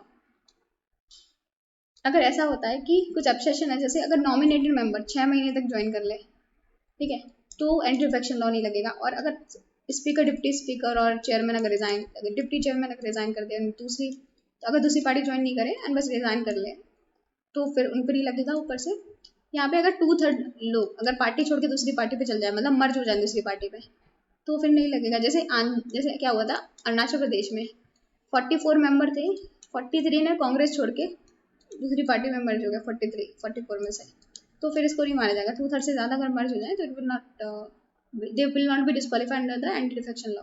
अगर क्वेश्चन आ सकता है दिनेश गोस्वामी कमेटी, तो दिनेश गोस्वामी कमेटी किसके लिए बनी थी? It was on the electoral reform. Dinesh Goswami committee on the electoral reform. Dinesh Goswami committee क्या बोला था? जो आर्टिकल 102 है, जो disqualification of the member of the parliament, 102(1) sub clause 1, 102 sub clause 2, यहाँ पे डिस्क्वालीफाई कर सकता president on the advice of election commission of India. यहाँ पे डिस्क्वालिफिकेशन की पावर प्रिसाइडिंग ऑफिसर, तो इसने बोला था Dinesh Goswami committee on electoral reform ने बोला ये पावर प्रिसाइडिंग ऑफिसर से प्रेसिडेंट को दे दी जाए। अगर डिफेक्शन होना प्रिसाइडिंग ऑफिसर का, ठीक है, तो डिसीजन जो भी होगा प्रिसाइडिंग ऑफिसर डिस्क्वालिफिकेशन का, क्वेश्चन किसको दिया जाएगा? मेंबर को, ठीक है, जो भी मेंबर होगा हाउस इलेक्ट करेगा कि तुम डिसाइड करोगे, और जो भी उस मेंबर का डिसीजन होगा for the disqualification presiding officer and his decision will be final. तो हाउस ही किसी को इलेक्ट कर देगा डिसीजन लेने के लिए। सपोज स्पीकर को ही रिमूव करना है, लोकसभा के स्पीकर कोई और रिमूव होता तो स्पीकर फाइनल डिसीजन देता। अब स्पीकर को ही रिमूव करना है तो हाउस क्या करेगा, किसी एक मेंबर को इलेक्ट कर देगा, उसे अलाउ कर देगा, ठीक है अब आप ही डिसीजन दोगे and your decision will be final. तो आर्टिकल 85 में लिखा है कितना सेशन हो सकता है पार्लियामेंट का। देखो पार्लियामेंट के सेक्शन में मैक्सिमम 2 सेशन के बीच में 6 मंथ का गैप दे रखा है, ठीक है। तो यहाँ पे क्या होता है, 3 हमने सेशन देखे तो 2 होता है budget session and then winter session then monsoon session, budget session then monsoon session then winter session. Budget monsoon winter, सबसे बड़ा होता है बजट, फिर सबसे छोटा होता है विंटर सेशन। और कभी अगर प्रेसिडेंट चाहे इमरजेंसी हो तो स्पेशल सेशन भी बुला सकते हैं। और स्पेशल जो भी सेशन होता है कन्वीन कौन करता है, any session is convened bye the president. तो स्पेशल तो कॉल्स एंड कन्वीन सेशन, तो who calls and convene session, president calls and convene session. Special session unforeseen circumstances बुलाया जा सकता है। तो बजट सेशन देखो फर्स्ट सेशन होता है फेब टू मई में, सबसे लॉन्गेस्ट एंड सबसे ज़्यादा इंपॉर्टेंट होता है। फिर इसमें क्या होता है, प्रेसिडेंट एड्रेस स्टार्ट होता है बजट सेशन में। प्रेसिडेंट इस टाइम क्या करता है, as a presiding officer act करता है। तो एट द टाइम ही एड्रेस हिज हाउस ही act as a presiding officer, मतलब वो खुद ही डील करता है डिस्टर्बेंसेस के साथ। एंड जो भी प्रेसिडेंट क्या करता है यहाँ पे एड्रेस करता है, वो कौन प्रिपेयर करता है, काउंसिल ऑफ मिनिस्टर। तो पॉलिसी स्टेटमेंट होता है गवर्नमेंट ऑफ इंडिया का, जो बोल रहा होता है president in the parliamentary address in the beginning of the budget session. तो प्रेसिडेंट होता है अपना पार्लियामेंट्री एड्रेस देता है, वो एक साथ देता है लोकसभा एंड राज्यसभा को कंबाइन देता है। ज्वाइंट सीटिंग होती है, कहाँ पे होती है, लोकसभा में। एंड ये क्या ज्वाइंट सीटिंग होती है अलग हाउस में, एंड डिस्कस करते हैं यहाँ पे स्पीच को। एंड जो भी एजेंडा होता है गवर्नमेंट का कमिंग ईयर के लिए वो होता है स्पीच में। और यहाँ पे पास होता है वोट ऑफ थैंक्स, कि थैंक्स करो प्रेसिडेंट ने जो बोला उसके लिए। Vote of thanks Lok Sabha and Rajya Sabha दोनों में पास होता है अलग अलग। तो लोकसभा में पास होता है, ठीक है। तो इसमें अगर पास नहीं होता है तो मतलब जो गवर्नमेंट है उन्होंने फेथ को लूज कर दिया, तो गवर्नमेंट स्टैंड सेंशर्ड। और राज्यसभा में अगर अप्रूव नहीं होता है तो एम्बैरसमेंट होगी गवर्नमेंट के लिए, लेकिन government will not stand censured. Lok Sabha में अप्रूव नहीं होता है तो गवर्नमेंट का खतरा आ जाएगा, गवर्नमेंट गिर सकती है। राज्यसभा में अगर अप्रूव नहीं हो तो सिर्फ it will B only embarrassment for the government. तो जो प्रेसिडेंट एड्रेस देता है 2 ओकेजन पे देखता है, तो फर्स्ट सेशन ऑफ हर साल का पहला सेशन, ठीक है, उसके स्टार्टिंग में।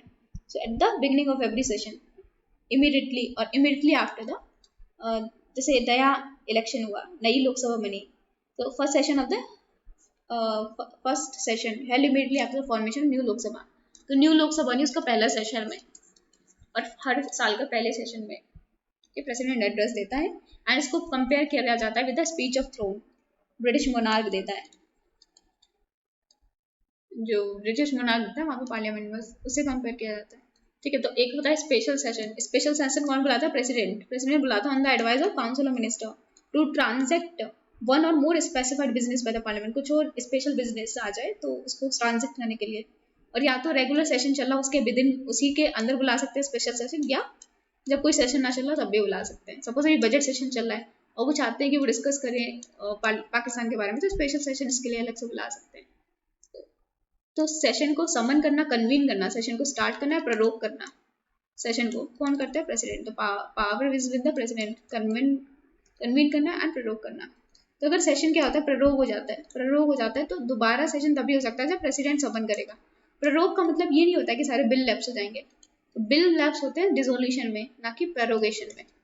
प्रेरोगेशन मतलब अभी ये वाला सेशन खत्म हो गया, दूसरा सेशन आएगा, तो तब नहीं बिल लैप्स होते हैं। बिल लैप्स होते हैं the dissolution of the Lok Sabha, not in the prorogation of the Lok Sabha.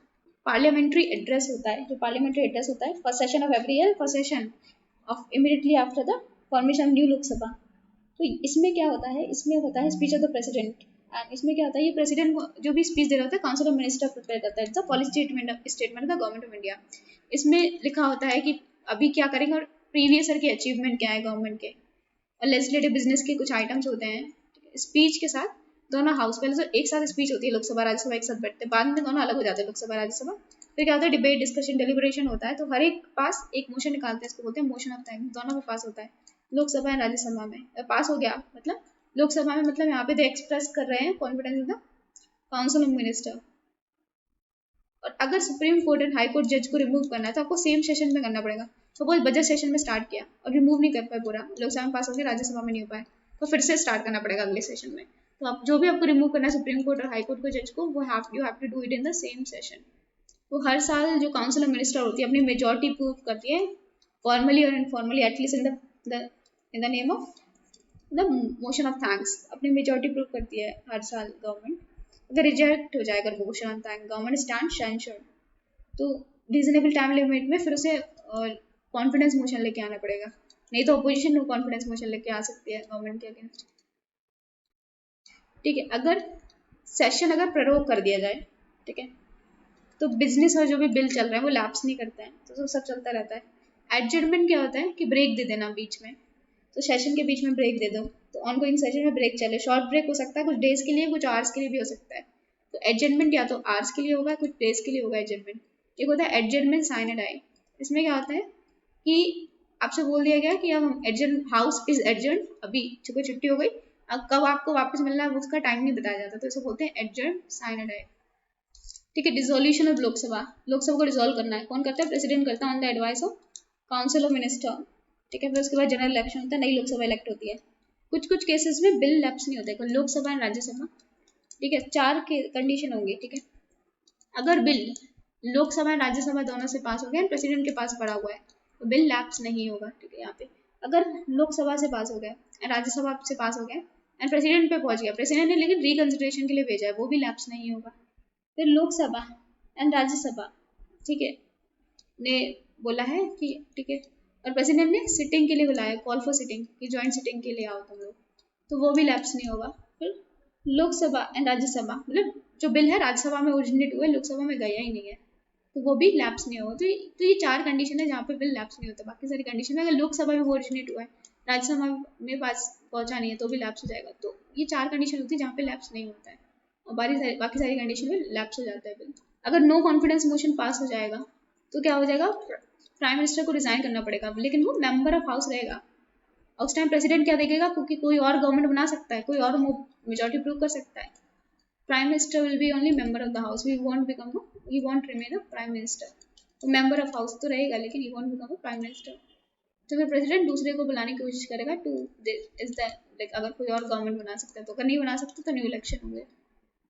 We'll talk about the governor. Governor की डिस्क्रिशनरी पावर दे रखी है अंडर आर्टिकल 163 सब क्लॉज 1। तो इसमें लिखा है governor discretion, government has to act on the aid and advice of council of minister unless except is required to use his discretion. तो बिल्कुल explicitly लिखा हुआ है कि वो डिस्क्रिशन पे एक्ट कर सकते हैं under article 163 sub clause 1। So will talk about the president and governor. तो प्रेसिडेंट क्या होता है? काउंसिल ऑफ मिनिस्टर, ठीक है, एडवाइस करता है प्रेसिडेंट को। यहाँ पे central council of minister advice करता है प्रेसिडेंट को, यहाँ पे state council of minister, central, यहाँ पे state council of minister advice करता है गवर्नर को। तो दोनों ही प्रेसिडेंट और गवर्नर एक्ट करते हैं on the advice of council of minister. यहाँ पे क्या होता है? यहाँ पे डिस्क्रिशन कोई मेंशन नहीं है, डिस्क्रिशन होती है लेकिन डिस्क्रिशन मेंशन नहीं है कॉन्स्टिट्यूशन में। लेकिन यहाँ पे गवर्नर के केस में डिस्क्रिशन मेंशन है, that he should act on his discretion under article 163(1). तो इसमें डिस्क्रिशन पावर एक्सप्लिसिटली मेंशन है। एंड प्रेसिडेंट क्या करता है? केयर टेकर गवर्नमेंट जरूर चाहिए, प्रेसिडेंट अपने आप काम नहीं कर सकता। यहाँ पे गवर्नर काम कर सकता है। ठीक है, जब काउंसिल ऑफ मिनिस्टर डिसॉल्व हो जाए तो प्रेसिडेंट रूल के केस में governor on his own work कर सकता है, लेकिन प्रेसिडेंट को क्या चाहिए? केयर टेकर गवर्नमेंट चाहिए। Always there should be care taker government to aid and advice president. इस तरीके से गवर्नमेंट काम करती है। प्रेसिडेंट क्या कर सकता है? रूल बना सकता है, लेकिन ये लिखा हुआ है इट इज नॉट डिस्क्रिशनरी, ये डिस्क्रिशनरी पावर नहीं है। लेकिन यहाँ पे गवर्नर भी रूल्स बना सकता है regarding the working of the state government, and ये अपने रूल डिस्क्रिशन पे बना सकता है गवर्नर अगर चाहे तो अगर अंडर आर्टिकल 163(2) में ऐसा लिखा हुआ है कि अगर क्लियर नहीं हो कि वो डिस्क्रिशनरी पावर है गवर्नर की नहीं है, कौन डिसाइड करेगा? गवर्नर ही डिसाइड करेगा कि उसकी ये पावर डिस्क्रिशनरी है कि नहीं, और गवर्नर का जो भी डिसीजन होगा विल बी फाइनल। अगर डिस्प्यूट आता है कि डिस्क्रिशनरी पावर है कि नहीं है गवर्नर की, तो गवर्नर डिसाइड करेगा एंड गवर्नर का ही डिसीजन फाइनल होगा। तो गवर्नर क्या करता है? रूल्स बनाता है for the more convenient transaction of the business for the state government for allocation of the business among the minister in his discretion. तो अपने डिस्क्रिशन पे रूल बनाता है। प्रेसिडेंट भी बनाता है रूल्स, लेकिन on the advice of council of minister. यहाँ पे गवर्नर डिस्क्रिशन पे बना सकते हैं, प्रेसिडेंट बनाता है रूल्स बनाता है for the more convenient transaction of the business of the central government, but on the advice of the council of minister. तो आर्टिकल 200 में लिखा हुआ है कि जो 200 तो आर्टिकल 200 में लिखा हुआ है कि जो गवर्नर है he can reserve the money bill को रिजर्व कर सकता है। इवन कोई भी बिल को रिजर्व कर सकता है। तो governor can reserve any bill including the money bill, तो he can reserve any bill including the money bill for the consideration of the president. तो प्रेसिडेंट को भेज सकता है रिजर्व करके under article 200 of the constitution. तो अगर गवर्नर चाहे तो मनी बिल को भी रिजर्व कर सकता है। तो गवर्नर को क्या होता है, प्रेसिडेंट को रिपोर्ट देनी पड़ती है, ठीक है, रिपोर्ट देनी पड़ती है फोर्टनाइटली, मतलब 15 दिन के अंदर अंदर रिपोर्ट देनी पड़ती है। और रिपोर्ट बाय गवर्नर तो डिस्क्रिशन पे होता है वो, ठीक है, कब देना चाहे कब नहीं देना चाहे, तो डिस्क्रिशनरी पावर है। एंड कन्वेंशन क्या है, about the affairs of the state, ठीक है, कि affairs of the state, state में क्या चल रहा है, हर 15 दिन में गवर्नर क्या करेगा, रिपोर्ट देगा प्रेसिडेंट को कि स्टेट में क्या चल रहा है, ठीक है। गवर्नर के पास कुछ स्पेशल पावर होती है कुछ स्पेशल रीजन के लिए। फॉर एग्जाम्पल यहाँ पे गुजरात में कच्छ एंड सौराष्ट्र रीजन है यहाँ पे गुजरात में, और यहाँ पे महाराष्ट्र में मराठवाड़ा एंड विदर्भ रीजन। तो यहाँ पे Kutch and Saurashtra region, Marathwada and Vidarbha region, ये बैकवर्ड एरिया है, तो यहाँ पे गवर्नर को स्पेशल पावर दे रखी है। तो यहाँ पे गुजरात में महाराष्ट्र के केस में जो गवर्नर है वो डेवलपमेंट बोर्ड बना सकता है, क्योंकि ये अंडर डेवलप्ड एरिया है, तो इन एरिया के लिए डेवलपमेंट बोर्ड बना सकता है for the Kutch and Saurashtra and Marathwada and Vidarbha region. Kutch and Saurashtra Gujarat, Marathwada and Vidarbha Maharashtra. तो governor can make development board. So under article 371 capital A, तो जो नागालैंड है, ठीक है, तो नागालैंड अंडर आर्टिकल 371 सब capital A sub clause B, governor के पास स्पेशल पावर है। तो नागालैंड में इंसर्जेंसी रहती है, तो इस केस में गवर्नर के पास स्पेशल पावर है। तो ये जब लॉ बनाता है यहाँ पे, ठीक है, पावर यूज करते हुए सेंटर को कंसल्ट क्या करता है, ये कंसल्ट करता है, अदरवाइज प्रेसिडेंट रिमूव कर सकता है। तो गवर्नर सेंटर को कंसल्ट करता है, जो भी नागालैंड में इंसर्जेंसी चल की प्रॉब्लम, वहाँ पे special power under article 371A of the constitution. So Sarkaria commission थी, सरकारी कमीशन ने रोल ऑफ गवर्नर के बारे में बताया है, कैसे रोल ऑफ गवर्नर कैसे इंप्रूव किया जा सकता है। तो सरकारिया कमीशन कब बनी थी, 1983 में, उस टाइम सेंट्रल गवर्नमेंट ने बनाई थी, तो examine the central state relationship, वहाँ पे गवर्नर के रोल के बारे में बात करती है। सरकारी कमीशन ने बनाई थी 1983 में for the central state relationship, to examine the central state relationship.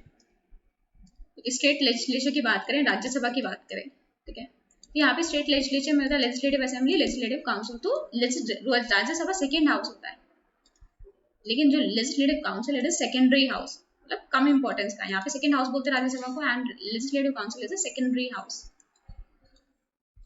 तो लेजिस्लेटिव काउंसिल किस तरीके से आप अबॉलिश कर सकते हो, it is given under article 169 of the constitution.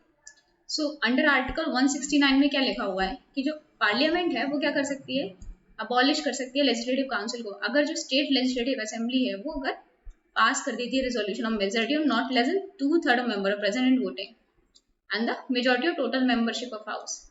So majority of total membership of house not less than 2/3 member of the present and voting, मतलब special majority से अगर जो पार्लियामेंट है रेजोल्यूशन पास कर देती for the abolition of the legislative council, तो abolish रहेगी under article 169 of the constitution.